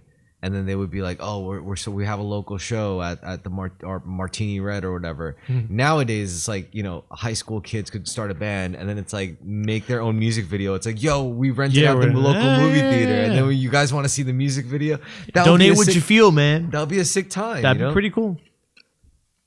That would literally go back to like Wu-Tang Clan days. Yeah. Break time. Oh yeah, but it's flat. It's foul. You know, actually, I mean, Ferg looked this up. There's like a storehouse where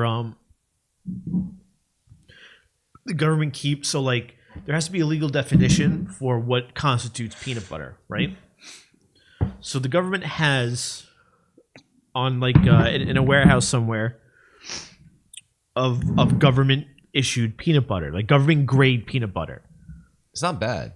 I've had government. No, it's but I'm saying like it's like a definable definition of what peanut butter should be by legal standards. 100%. Yeah, and they have it for like every food. It's really weird. Can I give you an example? Like when I was in the group home. Yeah. I was in a group home. Yes, surprisingly enough, I was in foster care, because I was a bad kid. You're a bad boy. And my family didn't want stealing kegs. And my family didn't want to deal with me. And the government was like, "Well, he's not bad enough for us to put in like juvie or jail." So they just put me in foster care. I asked my mom if you could stay over one night. She said no. It's all good. Anyway, I was in foster care, and like in the group home every week, or I think it was like actually every 2 weeks. It was every week, and we would get a food delivery. You know, so it's like every dorm of the boys' dorm. You know, and the dorms are generally segregated by age groups. Mm-hmm. So every dorm had to like push your shopping cart out across the fucking basketball courts and whatever to the other building where they would do the food intake and the outtake. So they would stack up a shopping cart for each dorm for all the food they would need for the week. And they would give us what we called like government cheese, government milk, government, you know, like everything, like government eggs. And it really was like government cheese and all that shit. But it's like it should that meets the legal definition of what that should be. And it wasn't bad, but it was by no means good. No. It was like government ketchup. You know, it's like that's gross. But it did what it did. Like ketchup's gross. We had the salt. I mean, don't get me wrong, there were still like name brand products, but that was clearly because the name brand companies had contractual deals with you know. Also, a lot of it was name brand shit, of course, but the cheese really stuck out. Government cheese is like a whole thing. It was official. It was official government cheese. Like feed like a that soldier, that big yellow block. Feed a soldier, feed a foster child. And it was like in this thick wax / like paper packaging, and you just like peeled it open. It was yellow American cheese. Right? Ugh. It was very yellow American cheese. And then they would give us their beef patties, and the beef patties would be like frozen, you know, like government bread. That was another big thing. Government it's white bread though, right? Yeah. Ugh, I hate white bread. I'm pretty sure their government bread was like had Wonder like bread. It's probably Wonder bread. Would had like nutrition. Like stuff like in like it, vitamins, artificially, synthetically injected. Because you know you can't just have white bread on its own. No, you got to give it some. It's cheap to like. Because white bread is nothing. Give it some vitamins. Because white bread is just like sugar.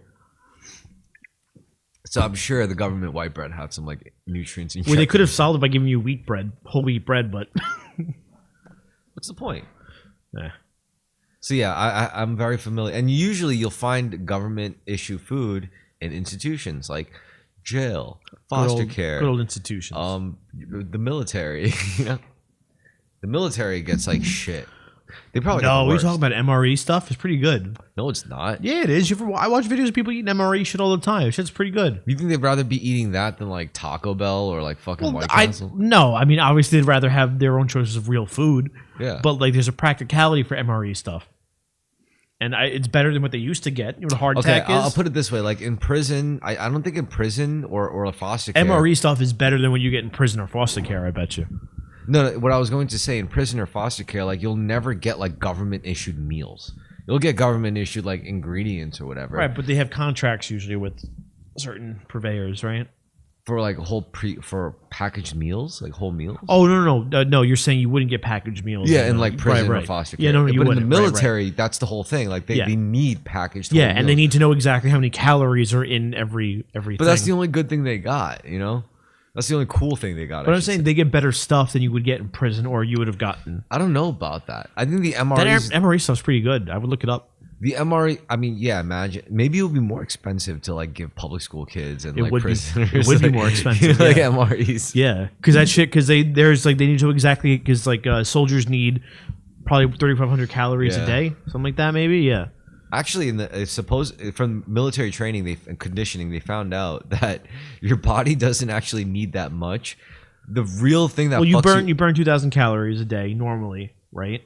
But if you're like doing high intensity work, your body's gonna burn more calories. No, but really, usually, I mean, when it comes to breakdowns, like they found that soldiers can it's not the material intake that breaks them down, like, or the lack of material intake that breaks them down. It's the mental stimulus or the lack of mental stimulus. Like when you're a soldier posted out. Well, that's why you're not just getting like this loaf that's full of all the nutrients you need. You get a pizza. You get a little sauce on your pizza, some cheese, some chili.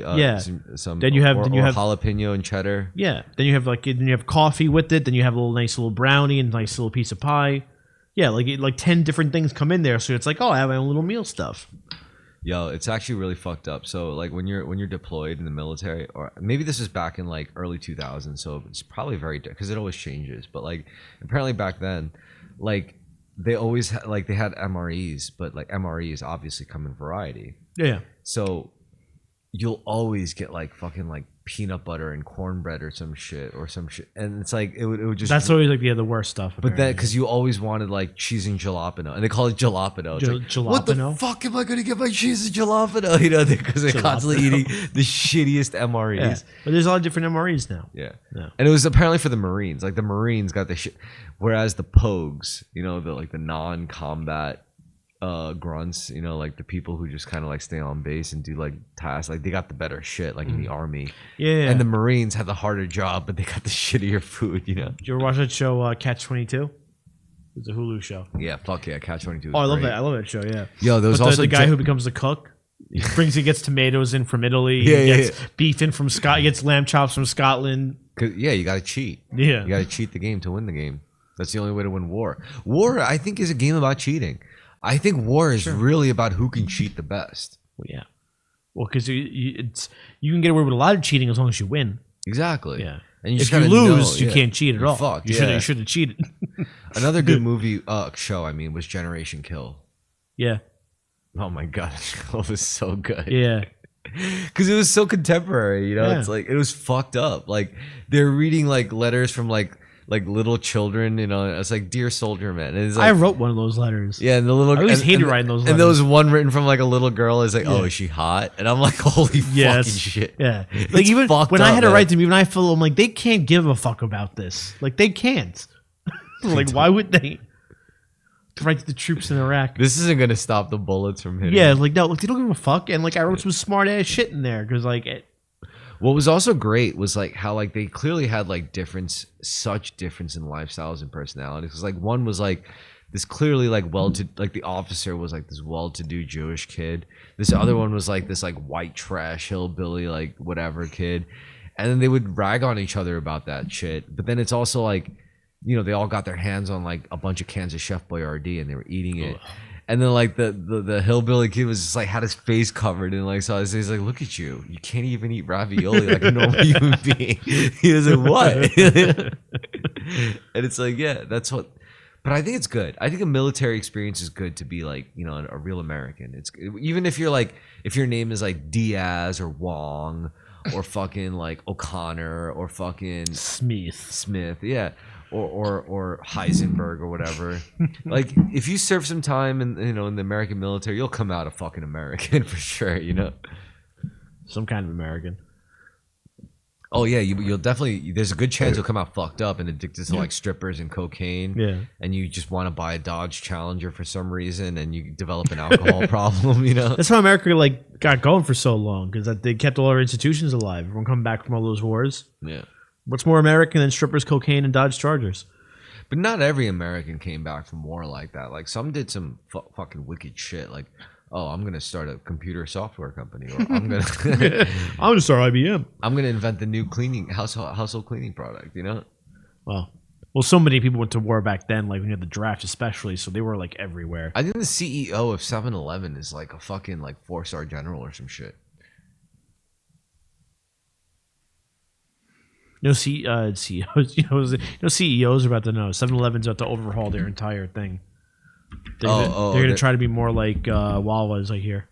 Stan Reynolds. Stan. Yeah. Stan. Army general. Oh, okay. Is the president and CEO. Okay, He's Joseph the president, yeah. is the president and CEO of 7-Eleven Incorporated, a position he has held since 2005. He is a 1986 graduate of the United States Military Yeah, and Academy he knows somebody. at That's West how he Point. got the fucking CEO job. Yeah. Yeah, but of all the people to be president and CEO of 7-Eleven, it's a fucking like army general. Well, yeah, because he probably served some pretty important people. Well, no wonder why they're never gonna. Like they're never gonna die. Like 7-Eleven is a forever business. Yeah, they're closing a bunch of them and revamping as like to be more like Wawa. Well, That's happening right now, dude. If you go to all right, I've only heard about this. I've only experienced it firsthand. Way too young to really remember or confirm. But apparently, if you go to Japan and go to a 7-Eleven in Japan, it's like a completely different experience. Yeah, like yeah. you'll get like good cuisine. Yeah, there, yeah. you know? Like, well, they have the vending machine food. Like, it's some of it's like it's higher quality shit than we would ever get. Like in the 50s, like here, They're trying to kind of replicate. You could tell, like once you see, like you know, the fresh oven baked shish kebabs, you know, like the whatever, like the boneless chicken nuggets and buffalo wings and their pizza, like that's like kind of like a shadow of what they're going for, which is Japan. It's like official tissue. Yeah. They wouldn't run a business like that and feed you crap. In Japan. And you kind of seeing it leak over it here. Like you know, you go to No, it's going to because like I said, like what happens like with Wawa. Like Wawa, like you ever get food from Wawa? You ever get sandwiches? They're fucking great. Yeah, they're Wawa fucking hoagie. great. Yeah, I'll call them hoagies. But yeah, they're great. They're great sandwiches. It's cheap cigarettes, great sandwiches, cheaper beer than here. Yeah. Oh yeah, 7-Eleven's closing a bunch of stores and they're going to do that now because before that they just had.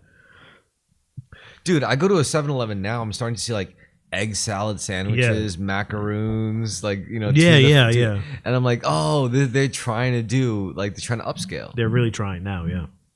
They have the money to. Why not? When I worked at Hess, I would just pick up random hot dogs to put on. They'd be on there for hours. They'd be on there for my entire shift. Yeah. But at the end of the shift, I could take it home and eat them. That's true too. I mean, I also remember, like, I also recall, like, people, like, giving me funny looks, like, it's like, buying this.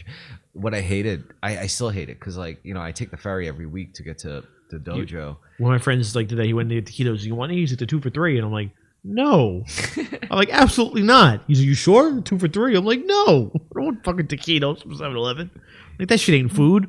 Yo, so yeah, taquito. 7-Eleven does have the taquitos though. Oh, they were better than the ones I had at Hess, yeah. Now the best you can get is probably from like Costco, but again, not because they're better quality wise, just because you can get so much more for like less money.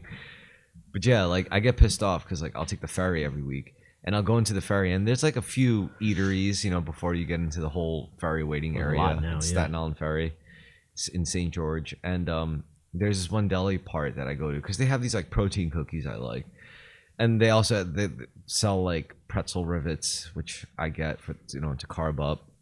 But I go there and it's like they'll have like sandwiches wrapped up, and then I'll point to one. It's like, what's that? And then it's like, oh, that's sausage, egg, and cheese. I'll be like, could I get that? And they'll be like, no, you don't want that. It's been out here for way too nice. long. Yeah. And I'm just like, I just wish you didn't fucking tell me that and just let me buy the shitty. They're being fucking people though. I would do the same thing. But it's also the same. It's like, why? I'd be like, come back in 20 minutes. I'll get it to you for free. I'm just like, can't you just fucking get rid of it then? Like, why display it? Because you have to have something on there.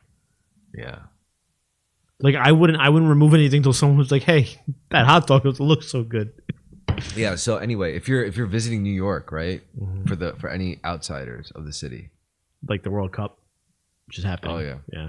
Or which if is going to be fucked up. Or if you're a real New Yorker and you come to see a Staten Island Yankees game at St. George, like there's no more Staten Island Yankees. Of course there isn't. No, they're the Ferry Hawks now. They're part of like you know that they're part of it's an independent baseball league called the Atlantic League. But the Staten Island Yankees were so cool. They were the Staten Island Yankees. You have the Ferry Hawks now. But they were the Staten Island Yankees, man. Ferry Hawks. Yeah. I can't wait to see how many Ferry Hawks go on to play for the Mets or the Yankees. None of them will. But no, there's like it's called the Atlantic League. There's like the Long Island Ducks are probably the most famous of those independent baseball teams. Yeah, they crush the Ferry Hawks all day, I'm sure. I don't know who goes to those games, but Staten Islanders go to those games. Savannah Bananas, I think, played there a year or two ago. Could you imagine a kid coming out of Tottenville High School? It's like, yo, I get to play for the Ferry Hawks? What? Well, it's true, yeah. I mean, I could probably play for the Ferry Hawks.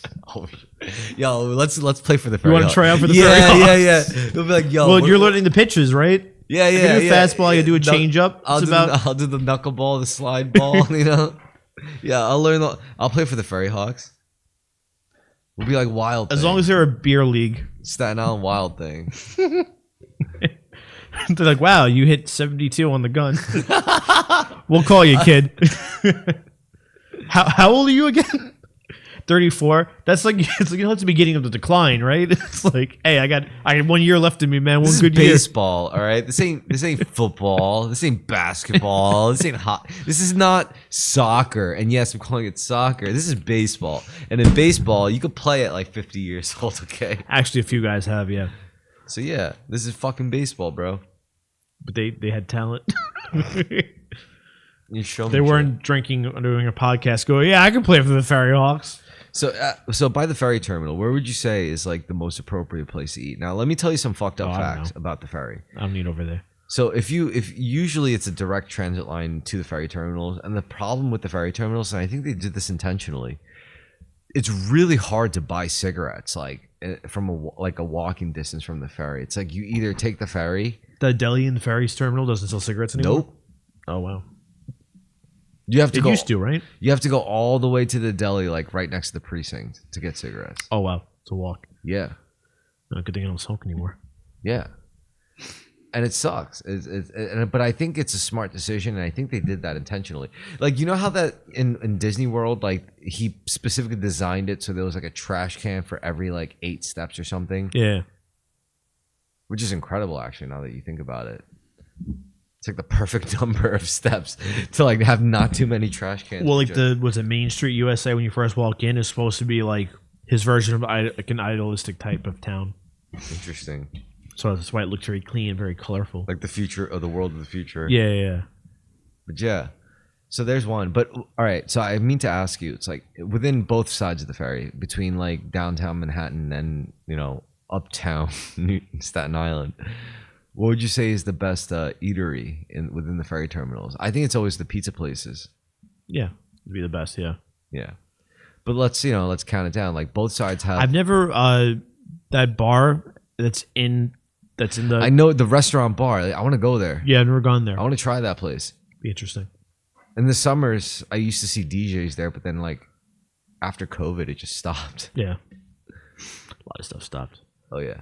So yeah, let's try that restaurant by the ferry. Do that. It's just so fucked. It's like, where do you even park? It's like it's just all shit. Well, you could park. Well, actually, no. Where can you park? I haven't been to the mall area that's down there, so I don't even know what that even And looks like, like. what the fuck is that about? Like, you've lived on this island almost your whole life, and you've never like shopped there. I haven't either. It's like No, but it's only been there for a couple of years now. no, it's Yeah, more than the a couple Empire. Well, it's like 7 years now. That Nike store now, yeah. Well, yeah, the Empire was there for 7 years. Well, I never go down there, and I don't. If I get dropped off at the ferry, I get dropped off at the other side. And that train never goes to the Yankee Stadium terminal anymore because there used to be a whole other platform where it would divert. All right, yeah, but now you have to pay. So, but no, but you could. Oh, you can't walk to the stadium from there anymore. You can walk. Yeah, but I'm yeah. just saying, like, there used to be a train that went there too. Was there? Yeah. I remember that. Yeah, during game days or whatever, the train would divert to like the Yankee Stadium. Oh, yeah. You know what? You're right. Yeah. That's just like how like the Staten Island ferry used to allow cars. Yeah. Can't do that anymore. Well, no, not for a long, long time. Because my grandfather said it's the first time he took the ferry was when he was a kid.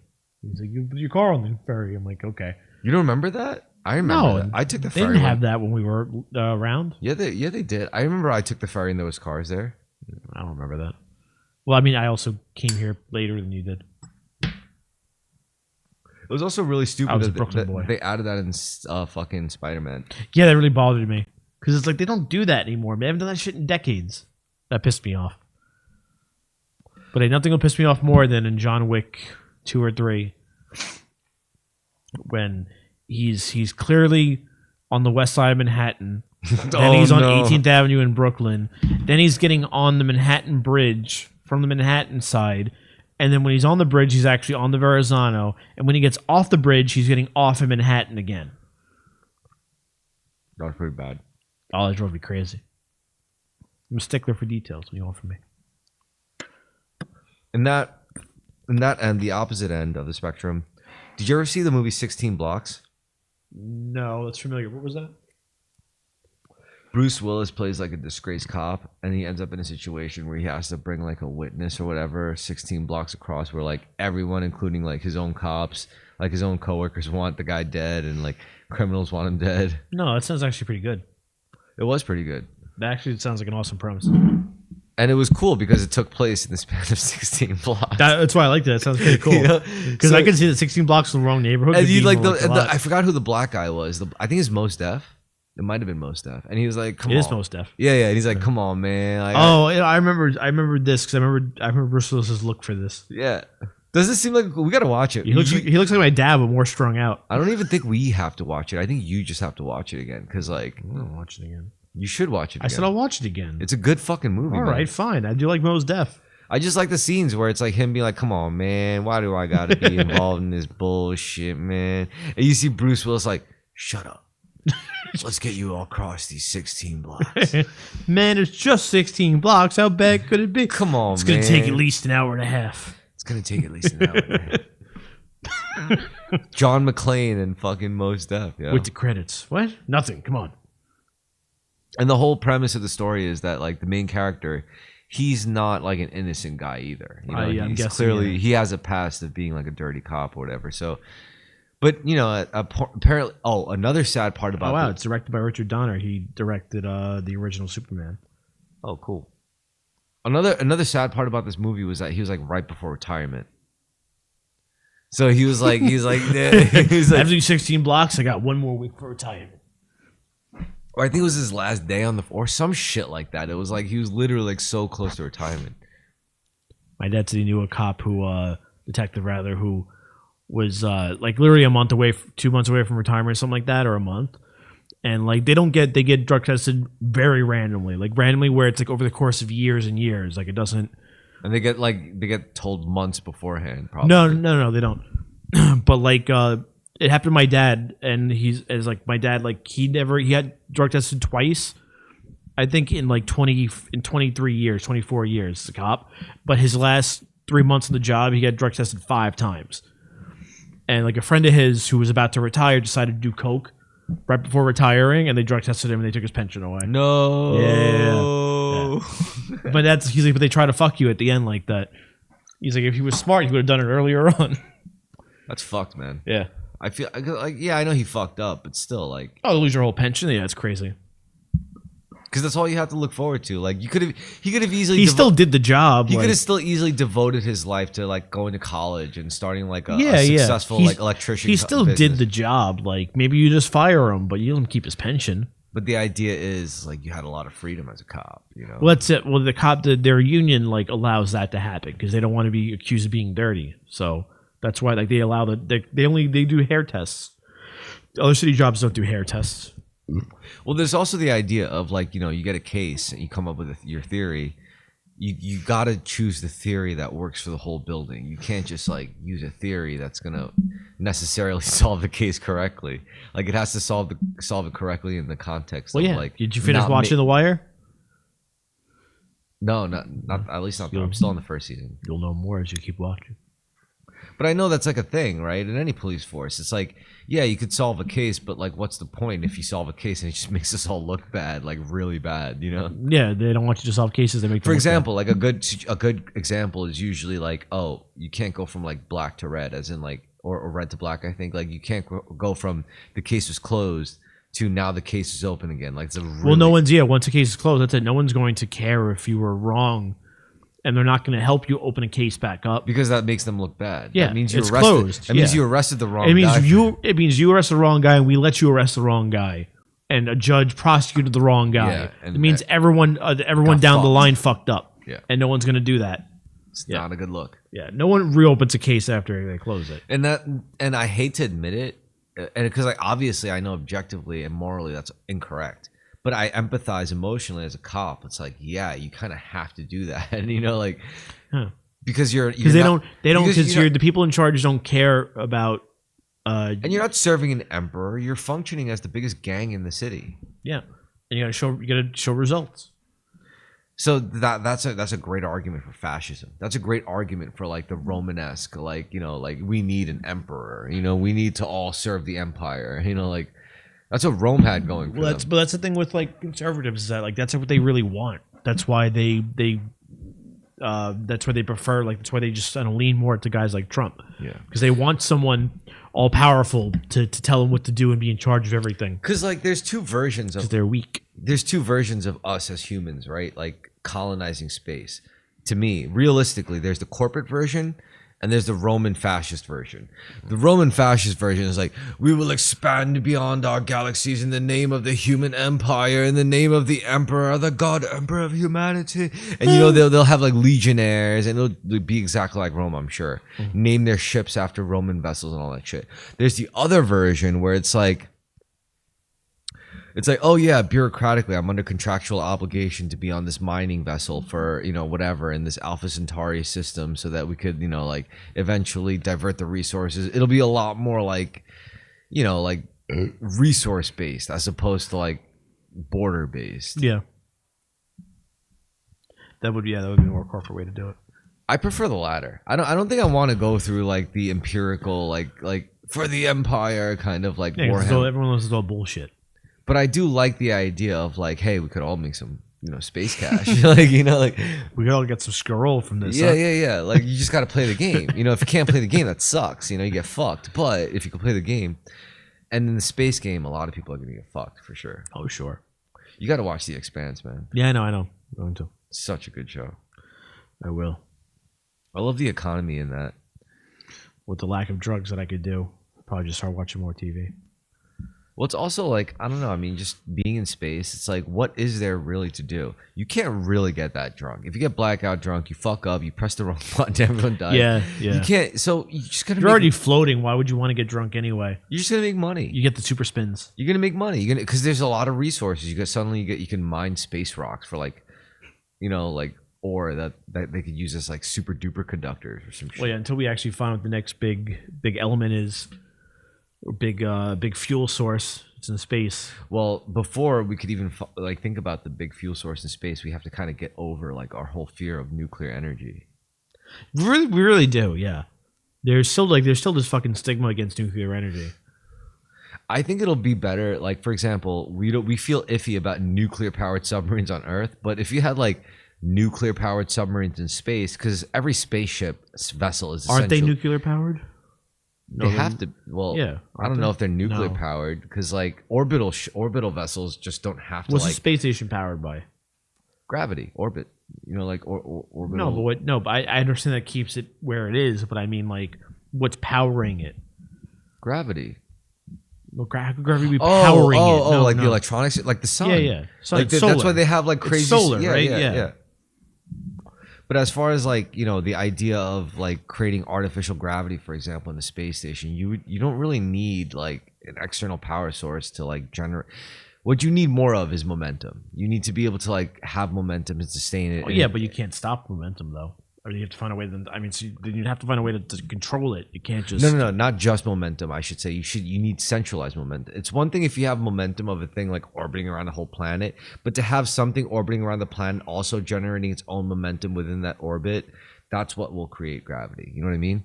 Like yeah, you have this big thing like spinning around Well, Earth. like basically how the Earth is. Like the Earth is moving like this, but also moving like this. Mm-hmm. Yeah.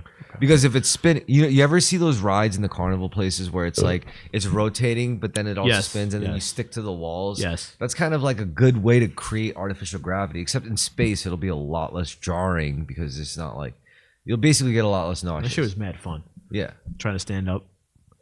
And then just falling and then or hurting get yourself. stuck. Yeah, you get stuck. Yeah. And hurting yourself. Yeah.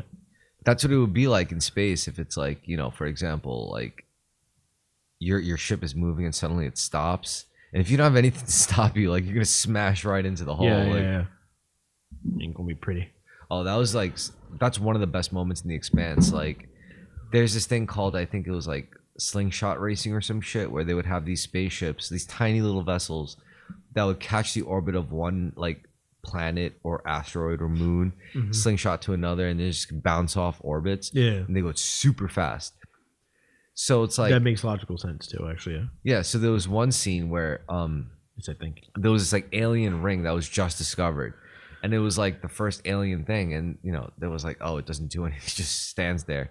So this guy was like, I'm gonna be the first one to slingshot through it. So he slingshots through it, and as soon as he hits it at a certain velocity, a force field comes up and stops the vessel immediately, and it shows the guy literally like his clothes staying, but all of his fleshy, everything that's organic just splattering forward.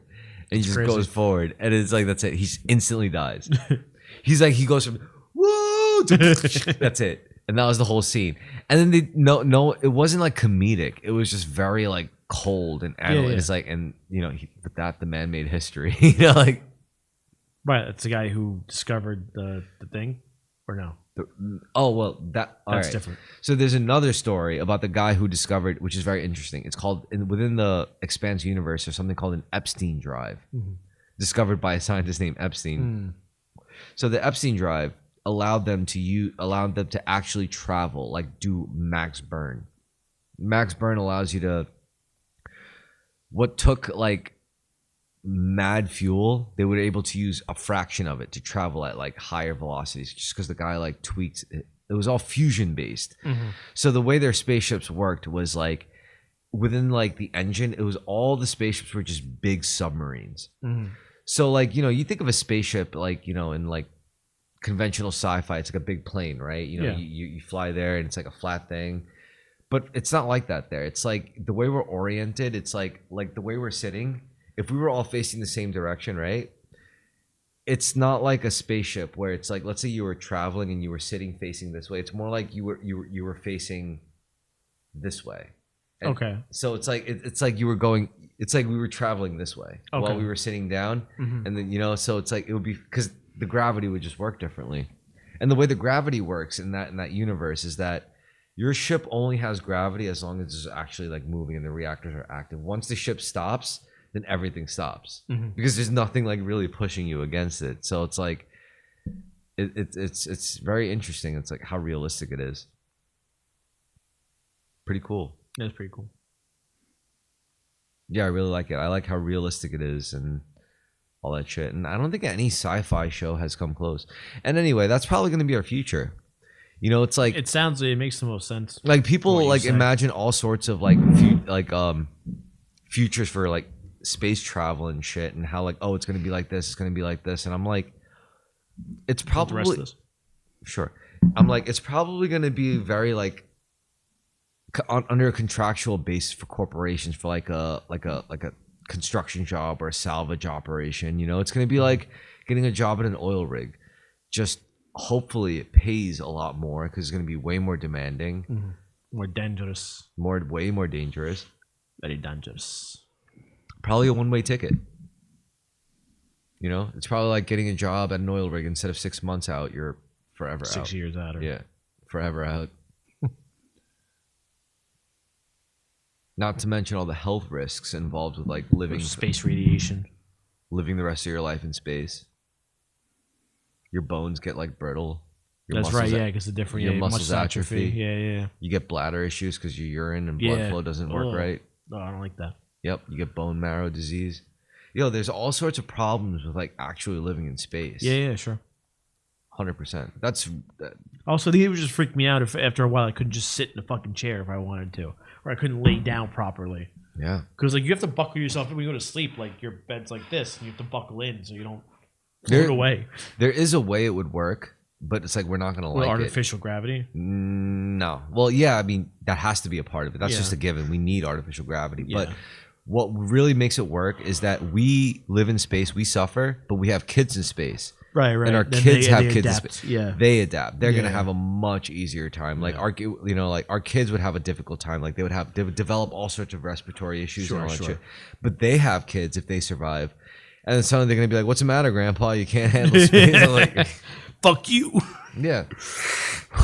But there's gonna be the caveat is they're gonna be taller. Their heads are gonna be probably bigger. Their eyes are gonna be bigger, and they're gonna try to go to Earth, and they just can't live there. Like they just can't. Yeah. Their bones are gonna be like way more brittle, too brittle for Earth's gravity. Their eyes can't handle the sunlight and the atmosphere and all that shit. It's gonna be different for them. Sounds spooky. What a horrible nightmare the future could be.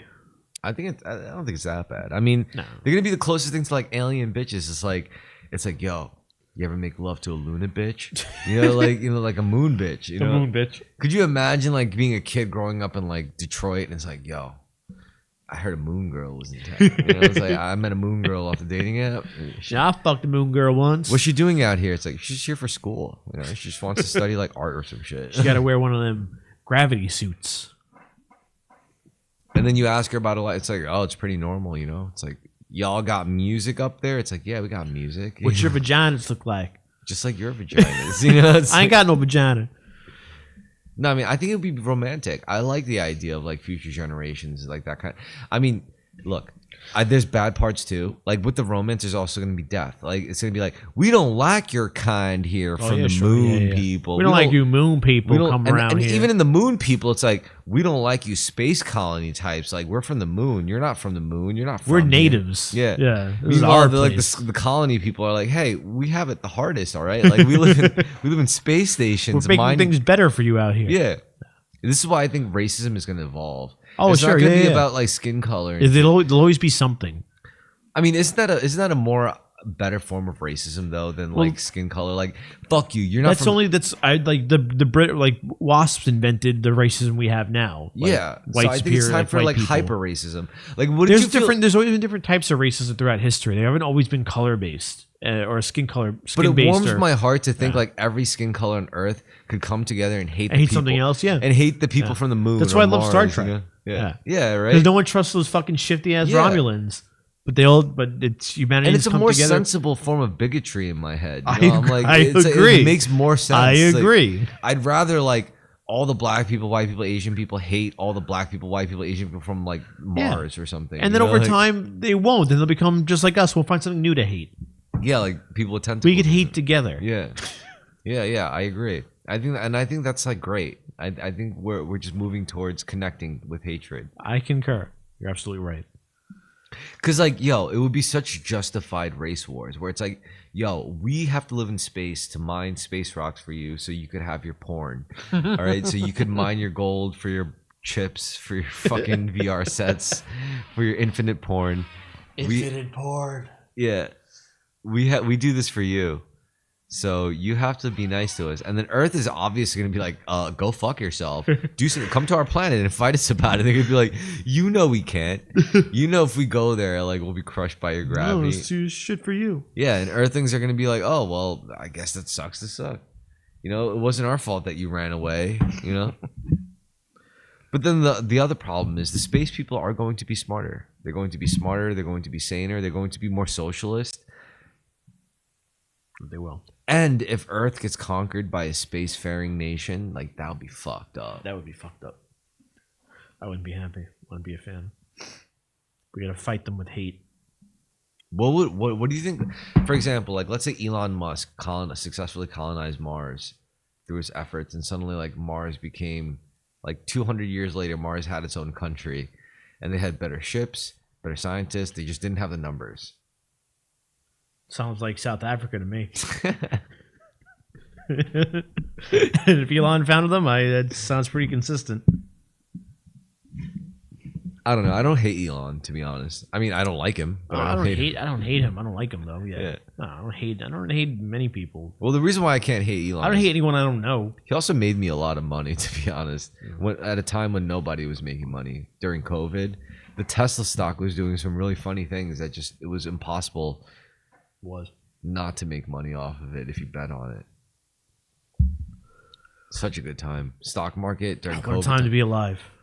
I mean, look, I'll definitely Can't believe it's been 6 years. I'll definitely be like talking to my grandson. It's like, Dad or Granddad, tell me about the COVID stock trading season. I'll be like, Kid. I'll be like, pull up a chair, you little fucking retard. You know, like I'm about to tell you an epic story. Like, By the way, kid, it's $10 to rent that chair to sit on, because that's where we'll be. yeah. You'll have to have subscription services to your furniture. You'd be like, make sure you pay the right credits to get us a cup of water with ice. I know it costs extra, but if you want to hear the story, I need ice. pays extra for the. I mean, if you get the standard free water subscription, you only get lukewarm room temperature. Well, exactly. You got to pay for the extras, like that. Your chair, like you'll own the chair, but you won't be able to sit on it unless you pay the subscription fee. And if you recline it, you that's got to pay another- for the yeah, pro. yeah, yeah, You got to that's pay another- for the yeah. pro subscription. That's it's pro chair. Oh God. Oh, But it's this- not gonna get any better, is it? You know why this is so fucked up? Because it's the most like you could actually see it happening. Yeah, Like, I can yeah. imagine going to my smart fridge trying to get water. It's like this water's warm. It's like if you want cold water, you have to pay for the extra Yeah. subscription. I mean, it's Be an extra capable. 50 cents. Yeah. Yeah. I'm like, fuck. Could you imagine if everything's like that? It's like, yeah, we have a mirror, but if you want like the advanced mirror that could actually like show your face in different like genders and whatever, it's like, Or you want the mirror that actually shows you what you're looking at. Like, oh, that'd be super fucked up. it'll be like fuzzy. You have to pay extra for. Yeah. I think it'll be the. I can see that happening. I think they would. You'd have to go through a period of reversal. First, it's like, oh, we got this super advanced mirror that could show you what you would look like 50 years from now. You for have to example. show everyone the full product first, and then you take it away. Yeah. And And put it then behind a after subscription enough wall. Yeah, people yeah. pay for that, then you they're put a like, subscription behind. then a the wall free behind it, version is only like blurry. Yeah. And you're like, what the fuck? Yeah. And then it's like, well, you know, like you could either pay for a blurry free one because of our limited tech, or you could pay, Or limited tech. or you could play the regular price and you get something better than a mirror. Yeah, you know? yeah. And that's how they get you. Yep. You always give them that thing first, and then take it away. Yeah. And you're like, fuck it. I'm just going to spray paint like a piece of cardboard with chrome or whatever and just like look at But then myself. it'll be illegal to to make reflective or surfaces. to own silverware. Yeah. Anything you could possibly use your reflection in become illegal. Yeah, this is, and then you try to take a picture of yourself and say, oh, if you want the most accurate image of yourself instead of like the actual like Samsung friendly, You'll get like a low quality. You'll get it in a low quality. like you'll have to take pay a picture extra. of yourself and it's like something from like Nintendo Wii. Yeah. It's like You'll get it in like 8-bit. You're like, what the fuck, man? It's like if you want to see an actual detailed picture of you, you have to pay the subscription fee for a pro plan. That could totally see that happening. That's where we are entering a subscription based world. The water is probably where it gets the worst. It's like you could right now. Some people are saying water's not a human right. Yeah. It's like healthcare is not a human right. With your credit plan, you are able to afford lukewarm room temperature water. If you would like to get cold water, you must upgrade to pro subscription water. That or will block you. It's like knowing that they're seeing your income history. You probably can't afford cold water anyway. I think the worst would be like if you want the state-sponsored version of the Bible, then you must pay extra for the pro subscription. For the real shit. Yeah, for the real shit. But we haven't read the real shit ever either, so it's gonna be even. Well, that'll be the point in life to make enough credits to unlock the real shit. But the real shit doesn't really exist. It doesn't exist. Yeah, it's just something there to keep you earning. Maybe you'll sacrifice cold water. You'll sacrifice the ability to sit in your chairs. You'll sacrifice ever seeing your reflection, hoping you could one day unlock the real shit that doesn't really exist. Have you ever read the Book of Enoch? No. Do you know anything about the Kabbalah? Yeah. Do you know anything about Jewish mysticism? Oh, yeah, it is. How do you feel about like Gnosticism? It's Christian mysticism. I don't know. I don't feel. All the big three had their own mysticism thing, right? Yeah. Like Jews have Kabbalah, Christians have Rosicrucianism or Gnosticism, I guess. Yeah. And the Muslims had Sunnis or no, Shias and Sunnis aren't. No, all they disagree on is who to follow after Muhammad died. Either Muhammad's, I guess, nephew or one of his nephews or one of his students, something like that. Then there's some other small fundamentalist belief disagreements, I think. Yeah. But they have things. I don't know. I agree. Yeah, but those are just influences from other religions of the era. It all goes back to mysticism, though. I mean, how do you feel about mysticism in general? Like, it's just, do you ever utilize any of it? I mean, look, I believe there's unseen energies and there's power in positive thinking and positive energy and magnetic tendencies with your and like what you put out, you get back. I believe there's credence to that. But have you ever like practiced it consciously? I don't know. Because the idea is to gain something, you have to give something up. So to be able to, I guess so. Yeah. I do use it consciously, I suppose. Yeah. Interesting. Yeah, I am into that shit. Are there any closing statements that you'd like to close with on a personal level? Sure. For 50 credits, you can unlock my closing statement. That's a good one. I'm also trying to think of one. I guess I just always default back to gratitude. You know, gratitude is always a good thing. We should always remain thankful, no matter what religion or faith or branch of psychology or philosophy or ideology you subscribe to. Everyone can agree that it's important to be grateful. Make sure when you subscribe, you just pay in full. Yeah. Speaking of subscription, if you do follow and like or whatever, subscribe or whatever, I do plan on doing more things with baseball. I do want to get more into baseball. I have enjoying studying baseball. Just basic rules for now, you know. What I don't want to get into right now is like the personal stories of like baseball stars, because I feel like those could each be their own rabbit holes, you know. Oh, there's some really good ones I could show you. Yeah. What I do like is like seeing a lot of like internet funny content, like funny baseball dubs. It's like some funny guy will do like a funny voiceover dub. Of I know who that is. That's I follow him. Forget his name, but I know who you're talking about. Another good one is like footage where I'd see like like a Mets fan about to get a guy out with a sick catch, and the Yankee fan just like takes the ball out of his glove, and I'm like, oh man. Oh, that happened. It wasn't the Mets and Yankees. It was the Yankees and some other team, and it happened a couple years ago. Yeah, like a Yankee fan just ripped the ball out of his glove and acted like that was a good thing. And He's it, like, yeah, yeah, and it wasn't, because now the guy isn't. The Yankee isn't out. Is like automatically out, and he got banned for life. Him and his buddy. Oh, that sucks. Yeah. And they have facial recognition technology now, so once they ban you, you're done. You can't come back. They'll never let him back in just for that. Nope. But it's fun. He's probably banned from every stadium, not just Yankee Stadium. Can't he make an appeal though? Maybe, yeah. That's all. I mean, he might be able to make an appeal. Would you forgive him? I'd forgive him. I'd forgive him. Yeah, it's like WWF. Like you have to forgive that shit. Well, back in the day, WWE, like if you did shit like that, the wrestlers would beat the shit out of you. So you could come back. But you well, just yeah, got the shit like kicked out back of you. then, like fucking over the WWF would be like stealing from a casino. Yeah, well, because they're the mafia in a way. Well, they were. All right. Anyways, cheers everyone, and God bless America. God bless Vince McMahon. I think, right? I have no comment. All right. God bless all the women in the world and the children. No, it's okay. Yeah. Good night, Bye bye. America. America.